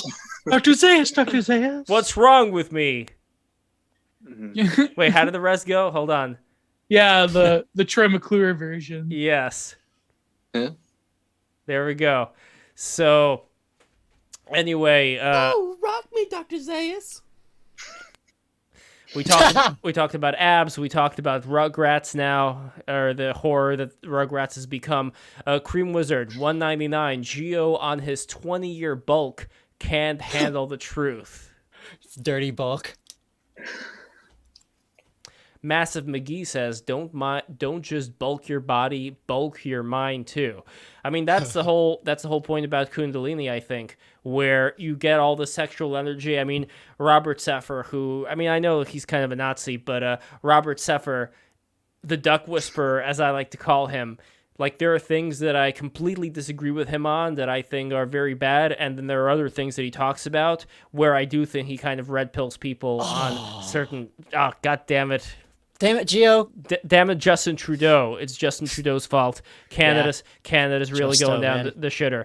But anyway, the stuff that he talks about in relation to like all these mystery schools utilizing practices like breathing techniques and stuff to get the sexual energy to go through the 7 chakras and then come through the third eye, come through the crown chakra, and that's supposed to elevate people into a higher state of consciousness.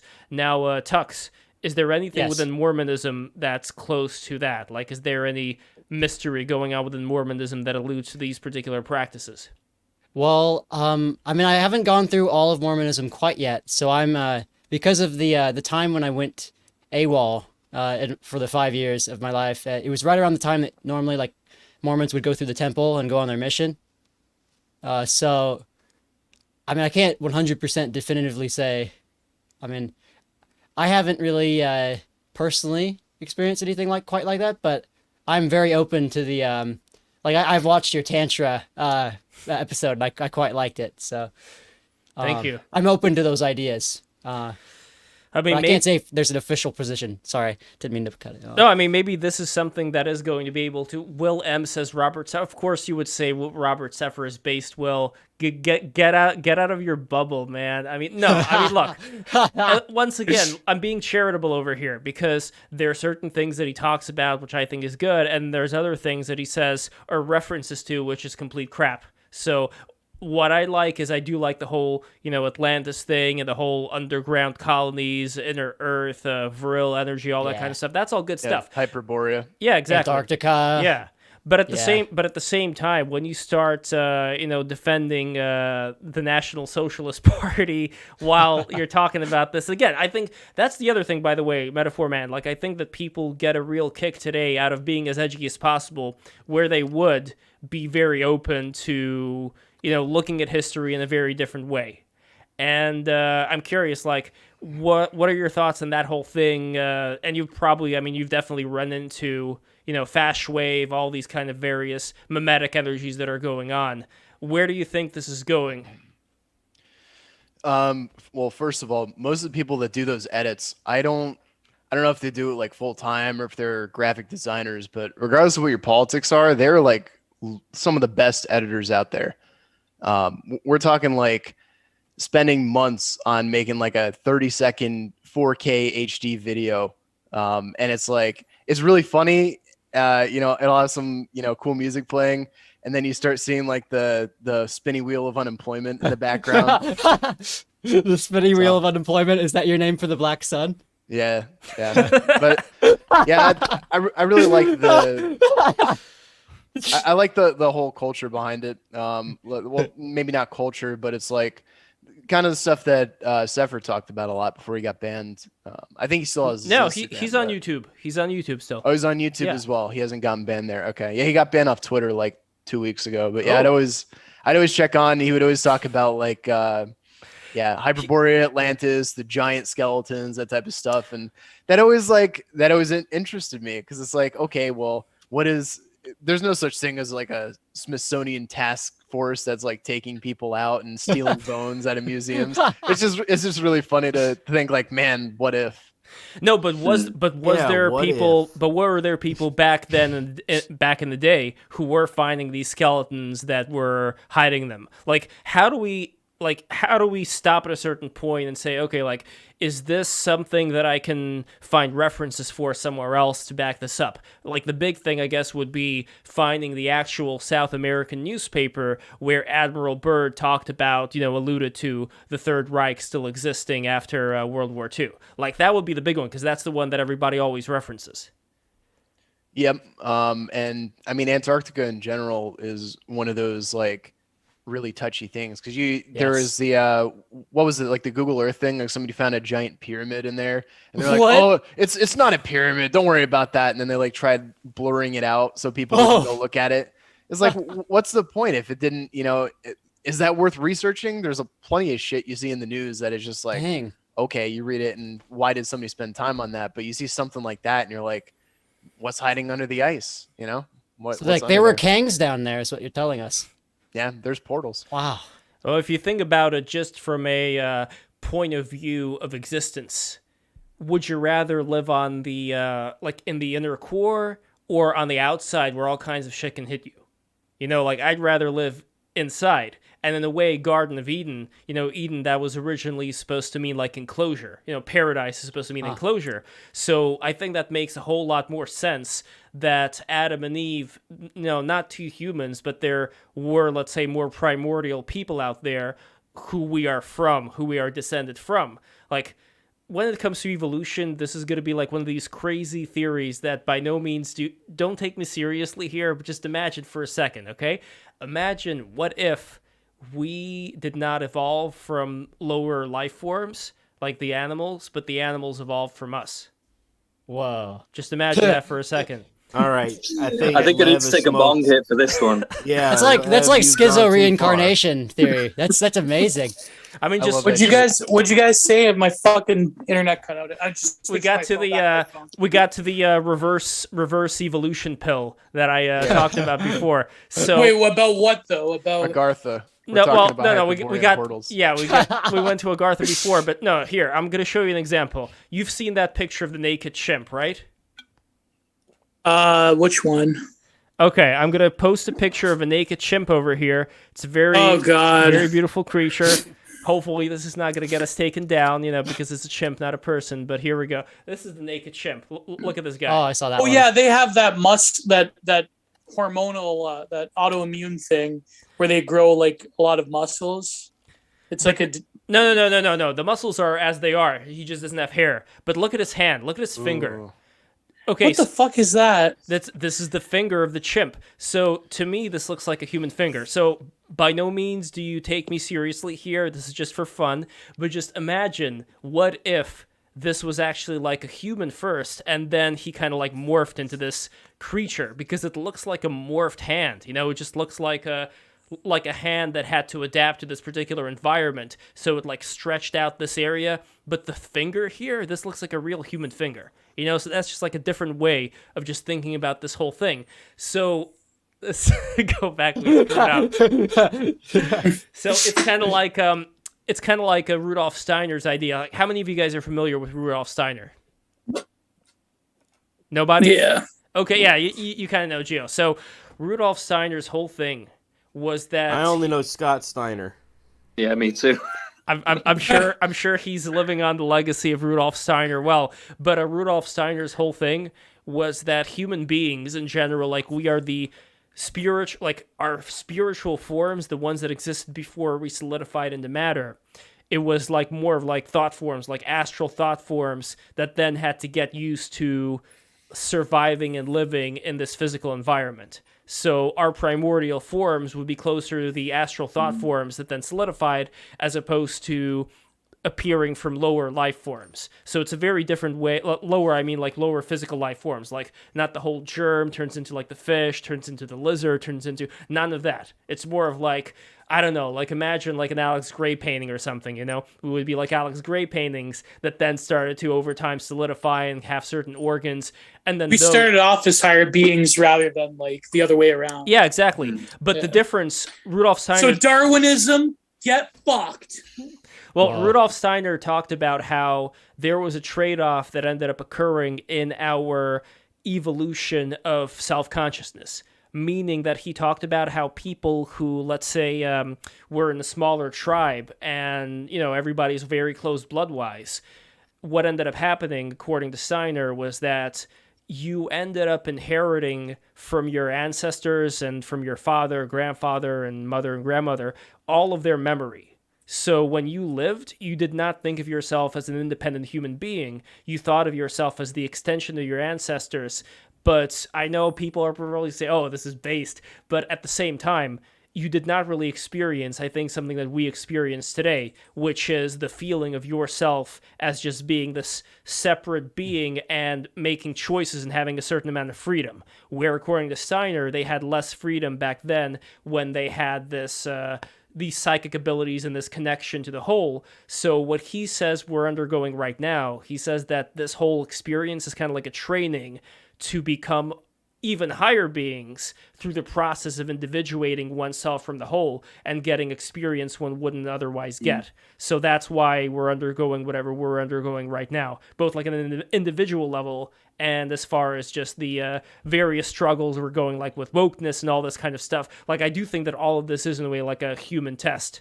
And then I'm sure certain prophecies may coincide or not. I don't fucking know. This is just what I think. I've always been taught that and I believe that, we are being tested on this plane. I mean, yeah, it's very much possible. I prefer to live on Agartha, but, this, I guess, this is the fall. It's like you have to fall. Oh, I think it's true. Because, like, to me, the sort of, like, orthodox Darwinism just makes no fucking sense whatsoever. So I think that's, like, probably closer to the truth. And to Will's comment, was Steiner associated with Blavatsky? He was, but then he started his own thing. And I do like his own thing for the same reason Styx does. I think it's a lot more practical. There's not so much woo going on. Like, even though he talks about a lot of this crazy stuff, at the same time, he has very practical things as far as kids' education. For example, like, kids today are not going to go for this, but it's interesting to think about. Where he says that when you have a kid, you should give them like a tissue paper, just like some crap, so they can like use their imagination and turn it into their own character instead of like a cardboard box or something. Like give them, exactly. Yeah, I always used to play in the box, like you give to the cat. Well, in toys, you buy a new thing TV called role play toys. Like God! Like no, like pretend to be a cop. Like pretend to be like cops and robbers things, or like a little doctor's kit. Or a, it's like Ninja Turtle masks, that sort of stuff. But dressing up as a giant bee and you pretend to be Indiana Jones like Leahy and Randy. Yeah, exactly. Yeah. But to Steiner, even all that is too much. He went as far, like, just so you understand just how very conservative this guy was when it comes to this stuff. How conservative was he? He did not even approve of, like, blocks. Like, he thought, like, building blocks, that's too much. What? Yeah. He wanted too much what? Dirt. Here, kid, have some dirt.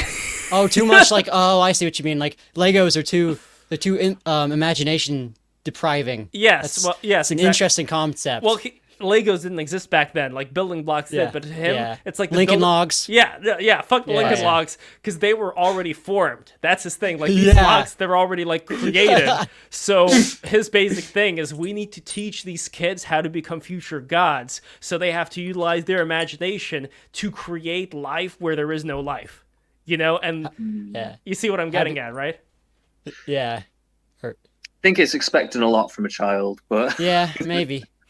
But at the same time, his approach was that you don't teach your child like any complicated concepts until they start teething. he even says that when the kids start teething, that's when I believe it's their ether body that starts growing. Like before, he basically says that like the child before the new teeth come in, it's like a different person, and like babies like get reborn when their teeth start growing, and then they get reborn again during puberty. So like they go through all these different cycles. So yeah, it's very I went interesting. through a thing. cycle. That's for sure. Oh, recycle. By the way, Tux, Chris Chan fan? No. Oh yeah, absolutely. Actually, I bought the what was the book that you guys recommend? The Andy Warhol Christian book. Yes. I've only got 50 pages through, but I'm liking it so far. But I've been a little distracted by my shit posting endeavors. Nice. And Metaphor Man, any thoughts on what's? I mean, it is kind of sad, just like the whole saga. You know, it was funny at first, then it became, or did it become funny again in a weird sadistic way? Like, Oof. when it comes, The letters are pretty good. What about recycling? What? So just like the whole Christian thing. Tell you all about I think- Christian and Jesus. Yeah, I No, think I he's know, one of the but how most does that come documented off? human beings in history, which you know, over the years, at first it was like, oh, check out this dude. He's a lol cow. He's got a bunch of Legos, and he has Sonichu. That's like his fanfic thing, and it was really funny. And then it just became, he literally became a menace to everyone in his town. And for Yeah. over a decade, he would just wander around and do like the absolute worst shit, and he never got arrested somehow, which was kind of funny. he and got then, of arrested a course- couple times, or did he get Yeah, arrested at I the think there have GameStop? been a few arrests. he had a trial, but nothing came of it. Like he didn't get Yeah, he didn't get he sentenced. did no prison time. Yeah. Gotcha. Yeah. But yeah, I and think he's gonna. it I took think he's national gonna do news. some time now. Well, Oh, he's yeah. he's it already took doing national time. news for them Yeah. to like finally lock him up for all the shit that he's done. I hope I They hope so will. too. I hope they give him the fucking chair. To be honest, Gio, come on. Fuck. Where will we get our content Fuck 'em. though if he's gone? There's like an 80-part series on YouTube documenting his whole life. Is like, can you Yeah. imagine having like almost a day's worth of content just on things that you've done? It's kind of cool. I mean, Yeah. the person that I'm more worried about as far as their effect on society, it's less Chris Chan, and it's more that that girl, the one who did all that. Isabel yeah. Janky. Oh, Yeah. The one with the big jugs. Yeah. So nasty feet. okay, who The wants big to? bazooms. I know who wants to describe Janky. So, Metaphor Man, are you familiar with Janky or no? I have no idea who that is. All right, But- who wants to take it away? Show him a photo, Lev. I can try. All right, so go like, for it. Janky was She's up. Roll kinda that gross. beautiful She is boob gross, footage. Though she is gross. I would. So you know, as you know, Chris Chan, anytime there's someone he thinks is a female over the internet, he just trusts them completely, right? So Janky is this very sadistic individual that got Literal Chris to- psycho. Yeah, she's I think abused hamsters.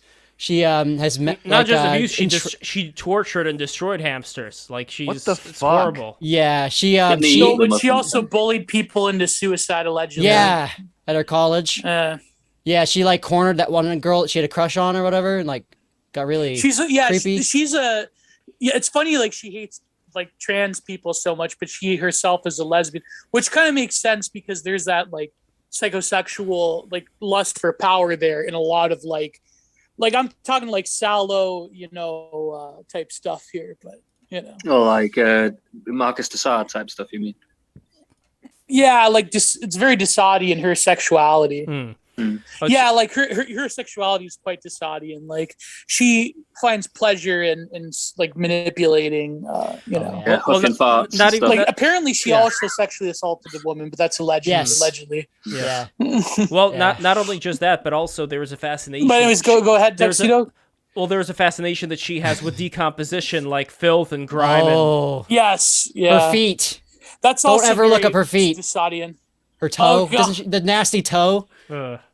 What is that? I don't even know what the deal is with that. But No- yeah, so basically, yeah. Chris, she's the one that got Chris to spill the beans about his mother. So Yes. So they were in like a voice Yeah. call, and she was like, "Wow, Barbara, you gotta." It's pretty. Yeah, she sick kind of stuff. encouraged it as well. Yeah, she she Yeah, like was absolutely egged it encouraging on. him to do it as well, Yeah. which was a And bit this fucked up. autistic girl that she was sexually manipulating that had a crush on Chris Chan was Yeah. the one that like reported it to the police because she's like the real innocent one. But apparently Chris Chan believes that by you know what with Barb that she is purifying yeah. and sanctifying her The of her letter. past sins because she is of course Jesus. Yes, yeah. So Yeah. there's 5 of them. There's like 6 of them now. The letters. Are there 6 letters? So- I've only seen the first like readings of the first 3 and read the first 3. Yeah, there's like I think it's up to 6. now. Wow. Yeah. So these The letters from him he's being gonna in read. prison He's now. gonna write my struggle and. Oh no! Oh shit! And then he's gonna found the real CWCville. Yeah, exactly. I stole that. Heaven on earth. I stole that from Mr. Catboy when he's talking about his Catboy. when he who his best friend Baked Alaska, where he said, "Oh, Baked's gonna write my struggle in jail." Apparently, Baked Alaska's also going to jail now. So Oh. Ah. Yeah, he was I've in been court following recently. him. Yeah, I did see something about that. but instead, he's like, "No, I want to fight this," even though it's on video that he he harasses. Oh yeah. bartender. He's like, "No, I'm gonna fucking go to trial," and his fucking lawyer is a piece of shit. I hope Baked meets Vern Schillinger in jail. And then Vern calls him Sweet Pea. Oh, sorry, that's an Oz reference. So wait, so all this time, Oh. all this Can you time, I imagine think there was Baked Alaska better go to SNY Yards.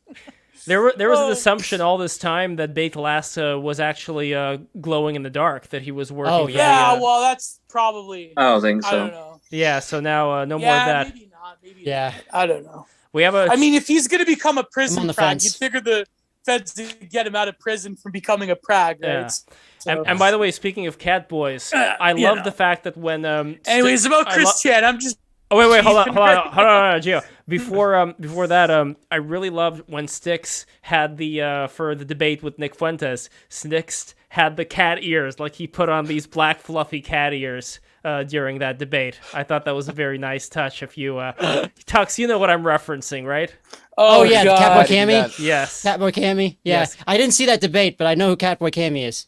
yes. No, it was a good debate. It was pretty friendly. You know, I like that neither Between of them, who? between Nick Fuentes and Styx Hexenhammer. Oh, yeah. I think they said Styx was a bit quicker on his feet there. I don't know. Well, but what I liked is that there was still some mutual respect, which I think is, I mean, Like look, a cat. Styx is quick like a cat. Yes, exactly.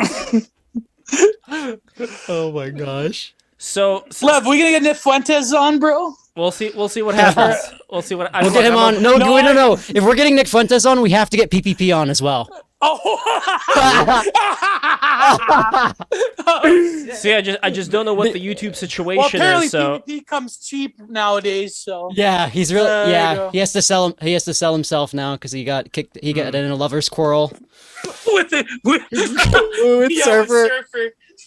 Gio, did you listen to that song yet? By the way, "Darling PPP" that I sent you by Crystal K. Yeah, I listened Oh, to All right, what do I you think? tweeted that at PPP. Oh, bro. Who is that? Who's PPP?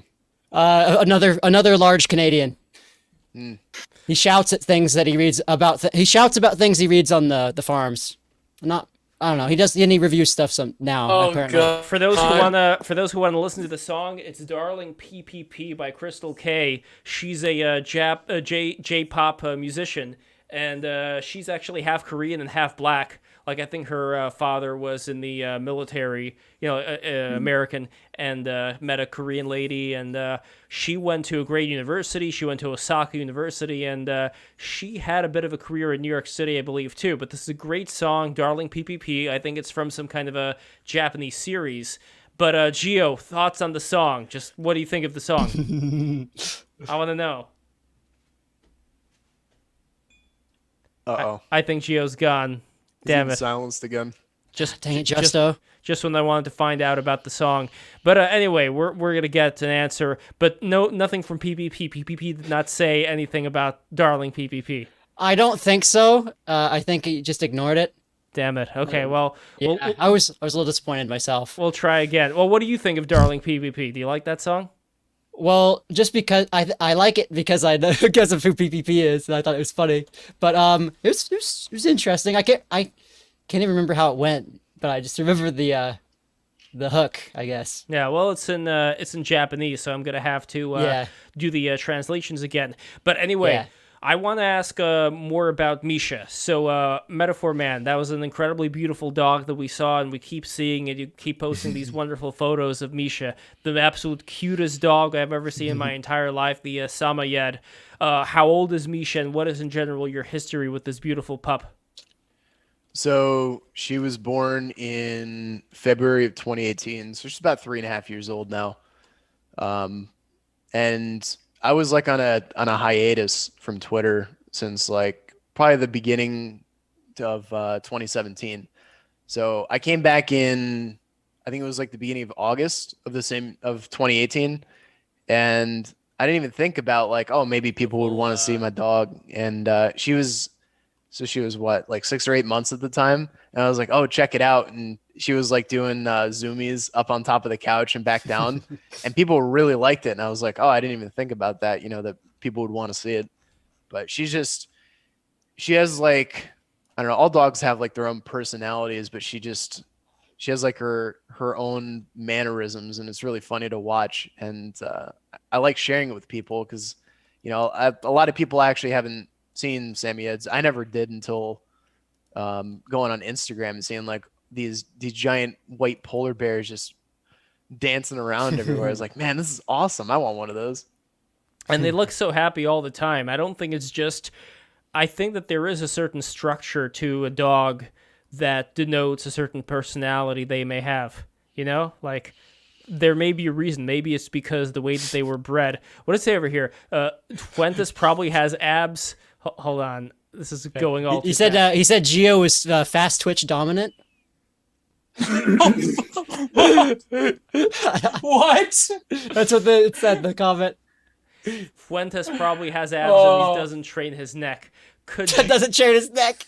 Could Gio He eats too much McDonald's to have abs. I don't know. That's by a the bit of a stretch. By the way, Metaphor Man, you got to go right now. So I just want to say thank you so much for being here. What? Wait, didn't No, you... I don't gotta go. I was saying goodbye to Charles. Oh, okay. yeah. Oh, thank God. Okay. He's like, I gotta bounce, and he left before anyone could say goodbye. So I was like, oh, later, bro. No, dude, I'm here for a bit. Excellent. I got a lot of beer left. So here's the lyrics to Darling PPP.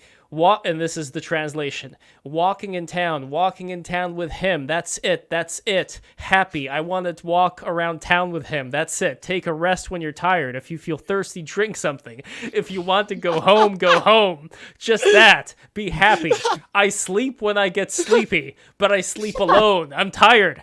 Darling PPP, darling PPP, darling PPP. On a rainy day, after him early, it's sticking together. Even if you are waiting, will not wait at all. Sounds like a hassle, but I'm a good man. On a very sunny day, oh his sama all over your face. What the fuck? Oh his sama all over your face? That sounds kind of... That sounds pretty sussy. I have it. Oh my God, look at this. I have a terrifying face, and then in parenthesis, I like that face. Then I have something to do, or say, what the fuck is this song? Or say, leave it in the middle of the road and squeeze it. What? What? But it's okay. But it's okay, Oh, darling.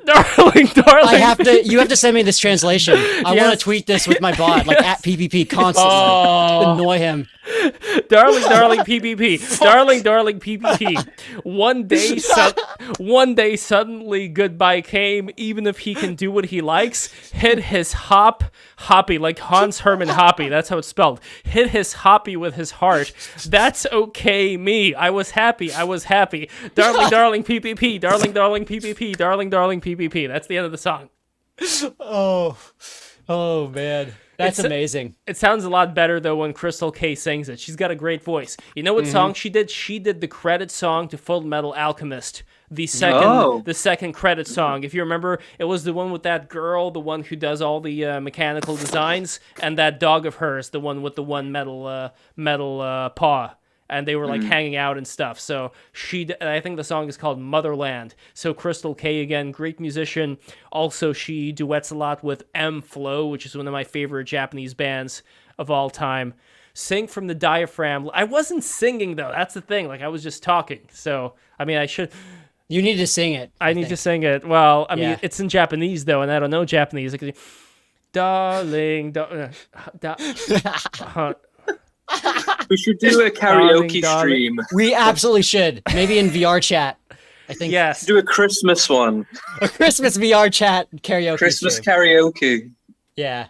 Oh, Winry. Yeah, that's her name. Thank you, Massive McGee. Yeah. Oh, darling, P P P. No, I don't. See, it's in Japanese, so I can't really do it justice.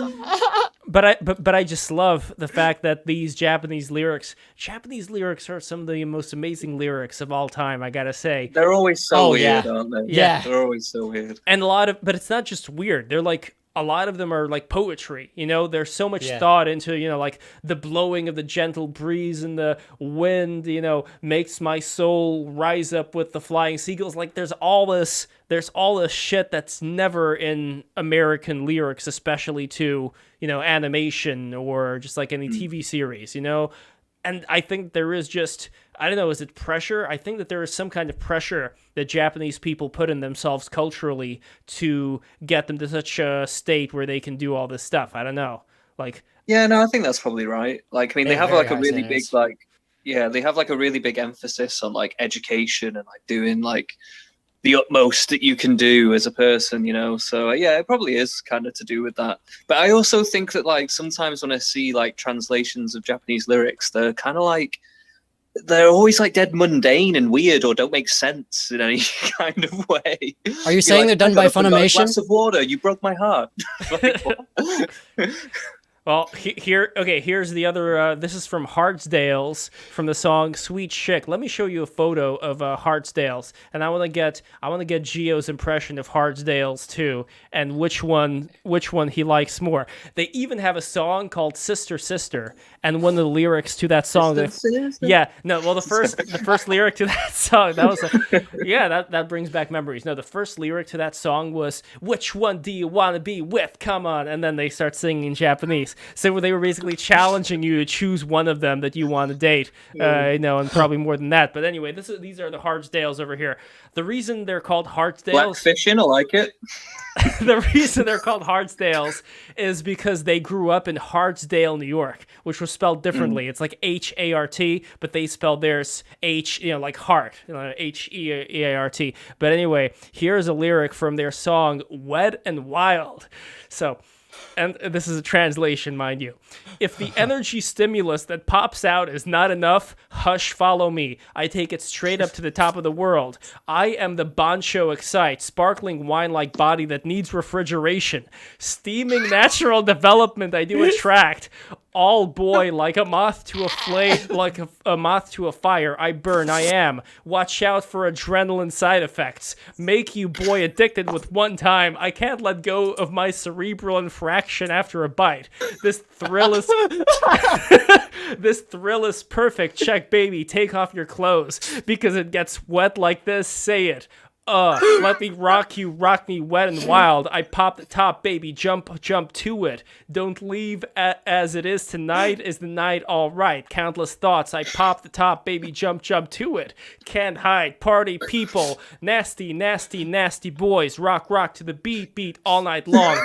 Gonna get you wet and wild. So make some noise. Nasty, nasty, nasty girls. Rock to the beat all night. Gonna get you wet and wild, so make some noise. Can no one hold me down? If you fail, just try again. Serious game, don't forget, playful, too easy mode. Oh no, I stay focused. It's a bad guy who breaks the rules. TV, subscribe. They said it. It's a bad guy who breaks the rules that bind him. Uncontrollable emotions, just let go. Chemical reaction caused from, in quotes, inside the body. Decide everything in monotone. Ally of justice, win the logging. Wolf boy, you're an omen, ain't going out like this. Thick nerves that can't go backwards. I go naked, one-on-one, you and me, the limit of patience to drive to sudden death. Countdown begins, let me rock you, rock me, wet and wild. The day I decided not to get lost, made up my mind, baby, jump to it. Just you to you who felt strange, made up my mind, baby, jump to it. Always look only before, party people, nasty, nasty, nasty boys, rock to the beat all night long. Gonna get you wet and wild, so make some noise. Nasty, nasty, nasty girls, rock to the beat all night long. Gonna get you wet and wild, so make some noise. Gonna rip you wide open, say ah. How about Gonna rip you wide open.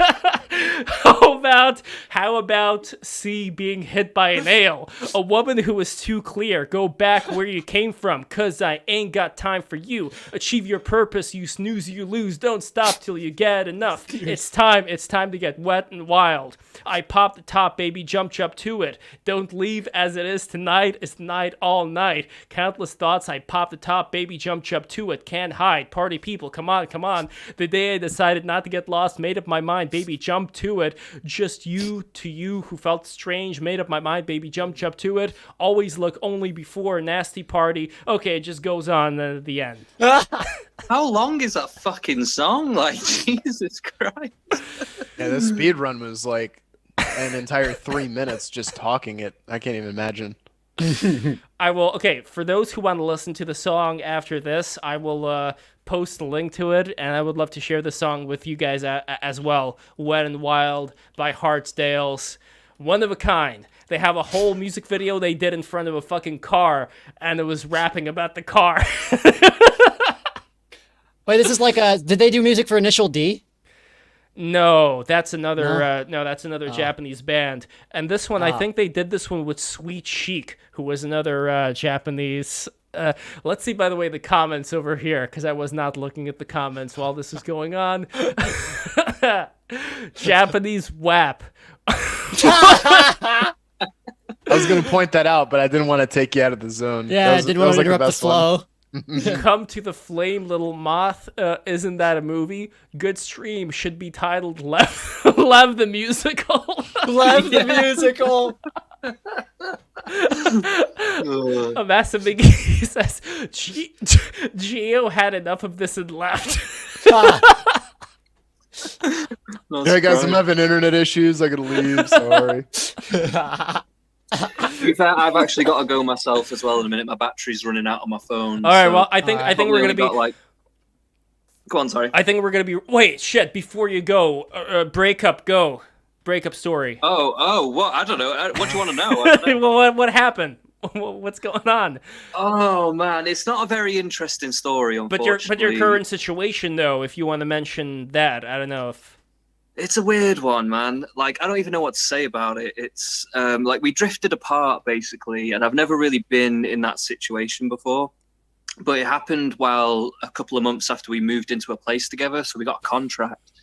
So we got to live together now, and it's a bit, yeah, it's a bit of a bit. I have to say, like, it's a weird one, man. It's a weird one. I mean, I don't want to say too much because I don't want to like divulge too much information because. You know what I mean? I still care about her. She's not a bad person or anything. I don't want to drag her down or anything, but it's just, it's just difficult, man. It's so difficult. weird energy when you have to share something with somebody. I don't know. Yeah, it's more like, well, she broke up with me, right? But I've kind of taken it better, and she's still having up and down days, and then I've got to deal with it. And it's hard to know what to do sometimes because I feel like I'm trying to get in the mode of moving on, but at the same time, I don't want to hurt her feelings. Yeah. So it's a really like fine line to walk, and I don't know what to do half the time, man. Seriously, like it's a really weird situation. Yeah. And I don't know, man. Do you have any agreements as far as like? Would she see other guys and you see other gals during this time, and how would that even work out? Because if you're in the same place, like that would be. You know what I mean? Yeah, I mean, she's not that kind of girl where I don't think she's going to be running around town, sleeping around with people. Stuff like I don't think she's really that kind of person. But I would like it if she moved on soon. Because I feel like if she moves on, I can kind of move on. And then it makes things a bit easier. And you're both paying for the rent, right? Yeah. So like we had to have the conversation about how we were going to sort out sleeping arrangements and bedrooms. It's like, it just makes you feel like a heartless bastard when you're having to have these conversations. Yeah, you got to turn the regular bed into a bunk bed, and you got to flip a coin to decide who's on top. It's like, it's a nightmare. It's a nightmare, man. Like, but I don't know. In some ways, it's going well. Like, we're still getting on. Like, she has her up and down days and stuff, but we are still getting on. And like, in a way, it's kind of like a nice roommate situation because like we never not got on as a couple. That wasn't the reason why we broke up, but like I don't know, man, maybe we should have just been friends in the first place. Maybe that's just where we went wrong. Why do you think you went beyond the friendship stage of initially? Well, because this day and age, it's hard to meet a girl that actually wants to be a mum. And it's hard to meet a girl that's interested in talking about like esoteric shit, even in like a more, even on a surface level way. Like, you know, she was happy, even though she's not really into it loads. Like, she was happy to talk about different concepts when it comes to like Jung or religion or, you know, Freud and all kinds of stupid crap like that. And most girls just aren't into that. I don't know what it's like in the US, but over here, like, girls, they just, I don't know, man, they're fucking, there's nothing going on. It's pretty difficult to find a girl that you can have like a pretty good, intelligible conversation with. So that drew me in. Moral outrage prophet, by the way, said, shave your head and put up a flag, she will bounce. You just get like a swastika. But then I gotta pay full rent, man. What? Yeah. I was just imagining you like doing like a whole swastika tattoo on your chest, like American History X, and then say like, "You see this? It means not welcome." Yeah, this is the real me. Now you know. This is the real me. No, I don't know. I don't want it to bounce. I mean, hopefully we can actually have a friendship. Like, I'm not one of them people that is friends with their exes. Really, I don't actually believe in that. I think that's for fucking psychopaths usually. Yeah. But I think in this case, I think it's a situation where we should have been friends in the first place, which is just one of them. And, you know, I think we both got kind of drawn in because we're both like unusual people, but we weren't really right for each other. But it wasn't one of them where it's like a big explosive breakup. It's just, I just weren't really meant to happen, you know? Cyber Ninja Zero says he fell for the autistic women meme. Oh, that's the Sam Hyde bit. You want a woman to be exactly like you. That's a guy. Yeah. That's an autistic man. And but look, man with I think Asperger's. that is what I need. Yeah. I think that is what I need. I need an autistic guy. You got to go into the. Don't worry, I got you. I mean, look, pretty soon if we're gonna hit be me up in the DMs. There you go. Slide right in there. If we're gonna be in the metaverse and we're going to be whoever we want to be, then request fulfilled. There would be autistic guys who would dress up as big-titted anime gals. No. They would just have their own like virtual environment relationship. Like, what do you care if the person, is like 600 pounds and, is a leper or whatever is going on with them? If they are a beautiful anime girl with flowing blue hair like Bulma from Dragon Ball Z or Chi-Chi, I don't know, like if you, depending on which one you prefer, like dark hair or blue hair or whatever, like you could have like one of the Dragon Ball Z MILFs as your waifu, in the future, and you. I would go for it. I would fully go for it. Yeah, Zuckerberg, sign me up. I'm down for the metaverse. He's ready for the Cat Girl Ranch. Yeah, man. Shout out to I don't even know. Cat Girl Milk. Just to change the subject a little bit, but like I don't even understand what meta is. Like I've seen some like things about it. It means death in Hebrew. That's what meta is. Well, okay. I actually heard you say this the other day, but that's not what I mean though. Like what is the concept? Like I don't get it. Like I don't understand what they're trying to do. Like they're trying to revamp Facebook, but it's VR. Like what is it? I don't get it. I think they're trying to capitalize off the success of VR chat, and they're like, oh, it's going to be just like this, but it's going to be VR chat without all the things that make VR chat fun. Right. Because I just saw the only clip I've seen of it is where Zuckerberg's talking to some woman. And Tim Pool. He's Tim like, Pool is in hey, there. watch this. And he just grows tits. I'm just like, is this real? Like, what the fuck is going on here? Is this the real life? It could be. It could be in the future. That could be your real life. Yeah, I don't know, man. Things are getting strange. Well, the problem that I constantly bring up is that you lock yourself into another layer of the onion where I think we're already, I'm not going to say we're in a simulation theory, man, but we are in a way in a certain, like I think in a certain enclosed space, you know, on this planet, let's say, where there are these challenges we have to meet, but we have physical bodies that I think do matter. Because if we're just using our minds and if you're just using these external things to like put up an avatar where we have like as much muscle as we want, we can lift, it's not a challenge. We don't challenge ourselves physically, and I think we end up deteriorating from not challenging ourselves physically, and that does something to your mind. And I think that makes you more of a slave to the machine. You know, I think that makes you be stuck in this thing.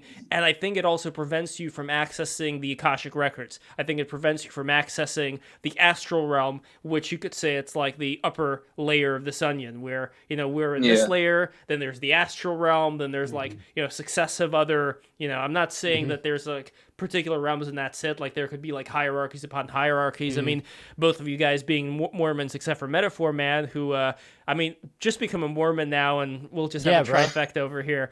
But anyway. Yeah, that'd be perfect. But I do see, like, in Mormonism, I do see there being, even though I don't know Joseph Smith, I don't know a lot of this stuff, I do see that there being certain hints at things that other religions and other mystery school traditions have talked about when it comes to us being a microcosm of the cosmos. You know, like the whole as above, so below thing. And I think that when you trap yourself into a virtual reality scape, you only get to interact with the things that allow to be in there, you know, and the things that are already known. And I think somebody even mentioned, like with LSD, I don't know if this is true or not, but they mentioned that the information that people got with LSD, they felt like it was limited to the time when LSD was created, as opposed to mushrooms, which felt like older, like you're getting more, you know, deeper things there.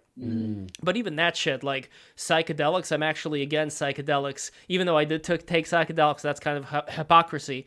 But I think that psychedelics can definitely be misused. But not only that, but I think that it also limits the amount of like willpower that you can use to get to those same psychedelic states. If you're using something to do it, then you're not really training yourself. You're not training yourself to be a god.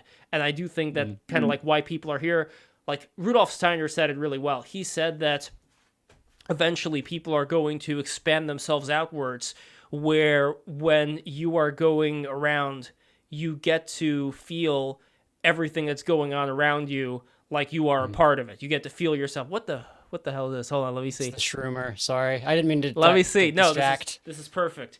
Shroomer doesn't respond to their own name anymore. Hard worker, always happy. It's pretty much irrelevant garbage, but I just thought it was funny. No, it's very relevant. Blinks.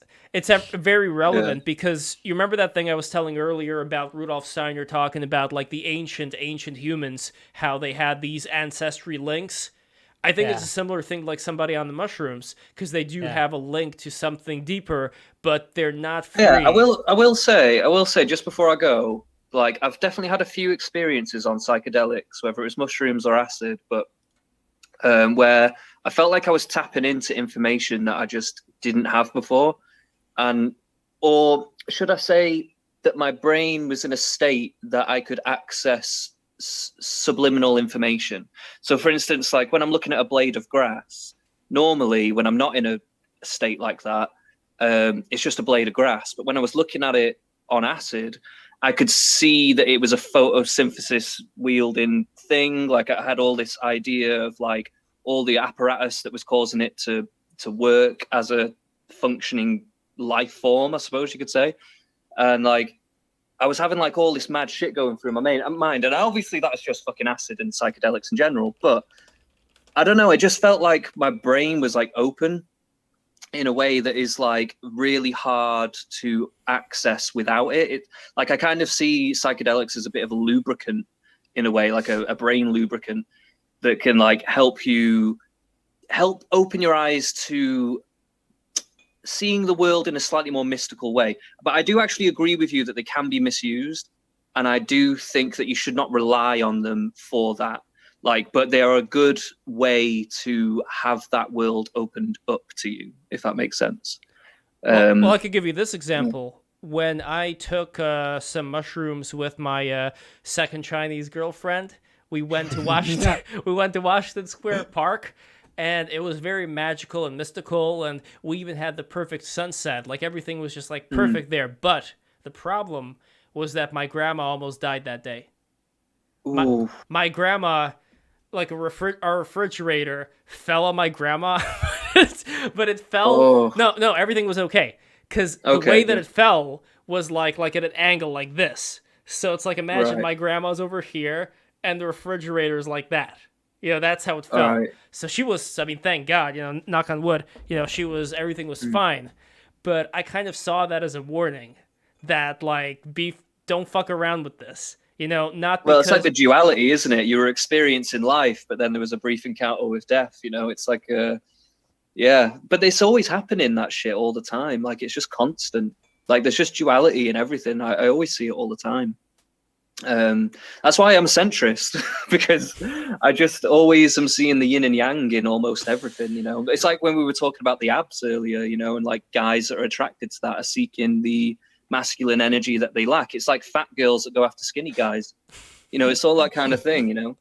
It's all out there. That reminds me of I'm going to have to get going because I'm really tired and my battery's on red. So well, then, average centrist, before you go, I just want to say, well, first of all, plugging your Twitter. Guys, follow Centrist Average on Twitter right now. You only have 59 followers. You are not in the loop yet. I'm going to get you on the loop because you fucking deserve it. You are a great guy and you are a wonderful poster, thanks. And I really appreciate you being here. I'm an anger poster, not a shit poster, unfortunately. Yes. So Twitter.com. We'll get you there. We'll get you there. Yes, Twitter.com/centristaverage. Follow him right now. But lastly, I want to say that your last comment reminded me of the sick animation video called Band on the Run, where there were these two edgy teens who were actually also like gay. But anyway, they were, one of these guys said, like, when he becomes like a big rock star, you know, like one guy said, I'm going to get tatted up. And the other guy said, well, you're going to get all tatted up. Well, I'm going to get all fatted up. In other words, I'll fuck fat chicks. Because they thought that that's what the MTV rock star life was about. It was about fucking fat chicks and getting tattoos and stuff. But you guys ever known of the rapper Mickey Avalon? He's like a really skinny dude. He's like, yeah. No, I got to look that up later. But anyway, Average Centrist, thank you so much for coming on. Yeah. Thanks a lot, guys. Thanks a lot. Take care. And I'm going to be... Yeah, you too. See you later. See ya. Bye, I'm going to be concluding this stream, but before that, just the final super chats over here. So once again, everybody, patreon.com/breaktherules. Become a patron. Help a brother out. By becoming a patron, you are going to get so many wonderful things like, Tux, you are on the stream right now. And look, I would have you on the stream regardless because you're great, but you are a patron of Break the Rules, and that is how you are on the stream today. You got the link. You came in here, and, you know, like Julius Caesar, I came, I saw, I conquered. I think you really conquered the stream today. And this opportunity to come on Break the Rules to speak with all these amazing people like Metaphor Man, this could be something you can have. Because I'll send you the Zoom link, and we're going to do these. We're going to have private Patreon streams as well. You're also going to get 20% off astrological readings from my friend Michael Scotto. We had a wonderful astrology stream with him recently. But on top of that, if you guys like handiwork, beautiful craftsmanship that you're not going to get anywhere else, my father does beautiful wooden sculptures that can be yours for $20 patronage. And for $30 patronage, you're also going to get on top of that Gio's beautiful artistic prints. And $50 patronage is going to give you a custom wooden sculpture magnet. These are magnets, by the way, the wooden ones. They're magnets, and they're really high quality, and I guarantee you are going to have a great investment in these things because they really are pieces of art. So once again, that is patreon.com/breaktherules. We'll also have MP3 episodes that come out before they go to anywhere else. And once again, people who are listening to this right now, Some of you have subscribed. I think pretty much everyone has subscribed. But for those who have not subscribed, or for those who know people who might be interested in this kind of show, send them the show their way. I would definitely really appreciate it, because we got to keep growing right now. It is essential, and all thanks to your help, we're going to make it. We're going to make it so. So, yeah, and unfortunately, Geo's internet cut short there. Canada dealing with the dark winter early. I mean, it does get colder there early anyway, so it makes sense. But anyway, final plugs of the day. So, Tux Loves You. People could find you at Tux Loves Twitter. You, right? Yeah, I'm Tux Loves You on Twitter, Tux Loves You on GitHub. I also have a project called Sudbot that until now I haven't associated it with my name, but yeah, I also wrote Sudbot. If you guys have seen Sudbot, Can posted you on say a Twitter. little bit about what Sudbot is? Oh, sure. So Sudbot is basically a very big-brained, very smart bot. So Sudbot, this is Sudbot running, but let me show you it on Twitter. So if I can, here we go. So Sudbot. I love the penguin, by the way. So Sudbot tweets really nice copy pasta. So let me click on his profile here. So Sudbot, he likes Rick and Morty, and he's very, very smart. Mm-hmm. If you mention him in a thread, he will reply with a nice Rick and Morty quote, which actually is just a copy pasta, So, and he tweets nice stuff, He says when he turns on. I added a new feature recently that made him like weapons grade. Because now, if you use the pipe symbol, which is the like the long, it's a thing over the backslash on your keyboard. If you put that in a tweet, it'll do more one or more commands depending on how many pipe symbols you have. So you can make it kind of blow up a thread. It's pretty nasty. It's funny. And it also supports images. If you post an image emoji, it'll start it can add an image, one of the canned categories of images that I've curated to a tweet chain. Anyways, it's off the in the BTR Discord, which you guys should totally join. Yes. I believe Sudbot shared a video of of it, a really long thing with elevator music playing in the background, which was pretty funny. Amazing. And I really do think, by the way, that what is being built right now, like what you're doing, Tux, which I think is absolute genius, and what you're doing, Metaphor Man, on a daily basis with all of your wonderful tweets, I think that this is a building up of a community. This was, I mean, it's such a hokey thing to say, but at the same time, I kind of do feel it. This is something that was talked about by, what's his name, David Stapleton. David Stapleton, he's this libertarian dude, and he was talking about how now people who are living in different places, they have a, they may share location, but a lot of them may have different beliefs on the kind of system they want to live within. And he sees a lot more of those people kind of joining together and building their own virtual communities from there, and maybe investing money into getting physical communities, like buying land somewhere and then just moving there, and having their own private police or whatever. And I don't know if this is the future or not. I think some people are going to start doing that, just because I don't know how much we're going to be able to, at least on a federally. I think there is going to be a need to have a night watchman or like government thing to make sure that people behave themselves in the world, because you're always going to have some bad actors who are going to try to invade shit. Like, that's just going to happen. Like, I know libertarians don't like talking about that, but I really think that they don't consider the impact that shit will have in case, like, the U.S. military power is not as strong. It's not going to be great. It's not going to be the picnic you think it is. But anyway, I think having that state and having these independent communities, that is going to be the future. But Metaphor Man, the guest of honor, let us plug your work. So twitter.com/shitbiscuit. I'm so happy Twitter lets you keep that name, by the way, that nothing's been. It's a good name. To be honest, I have nothing to plug. I mean, if you're here, you probably know who I am. But what I really appreciated was my one buddy Riv and you were like the only two people while I was banned that actually put out there's like a ping you could do to Twitter support. And it basically will say like, it's like a copy pasta that a lot of like shitty K-pop accounts that get banned. They're like, hey, my friend at whatever got banned. They think they did nothing wrong. Here's the case number. Like you and him were the only two people that did that for me. So again, I mean, it's thank you.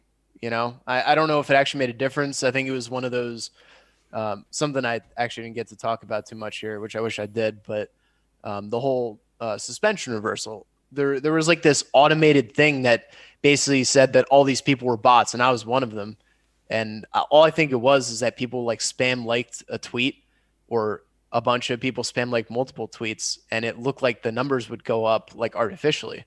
So they thought all of us were bots, and I think that's what got us banned.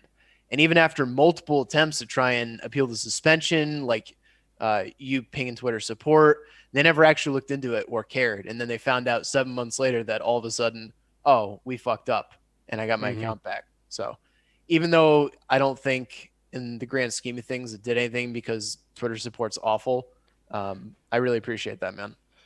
Yeah.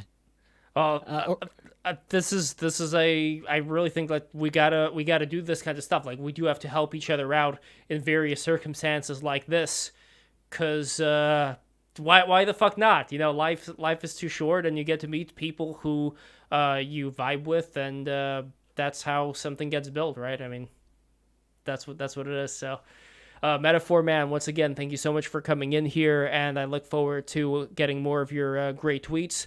This Tuesday, we're going to have Sticks, Hexes, and Hammer 666 and Jessica DeLoach, who, as I said before, she worked for Pete Buttigieg, and that's going to be an awesome stream. We are also going to have, let's see, who we're going to have. 1 second, un seconde. Once again, subscribe. You know the drill. We are on iTunes. We are on Spotify. We are also streaming this on DLive. We are also streaming this, by the way, on Odyssey.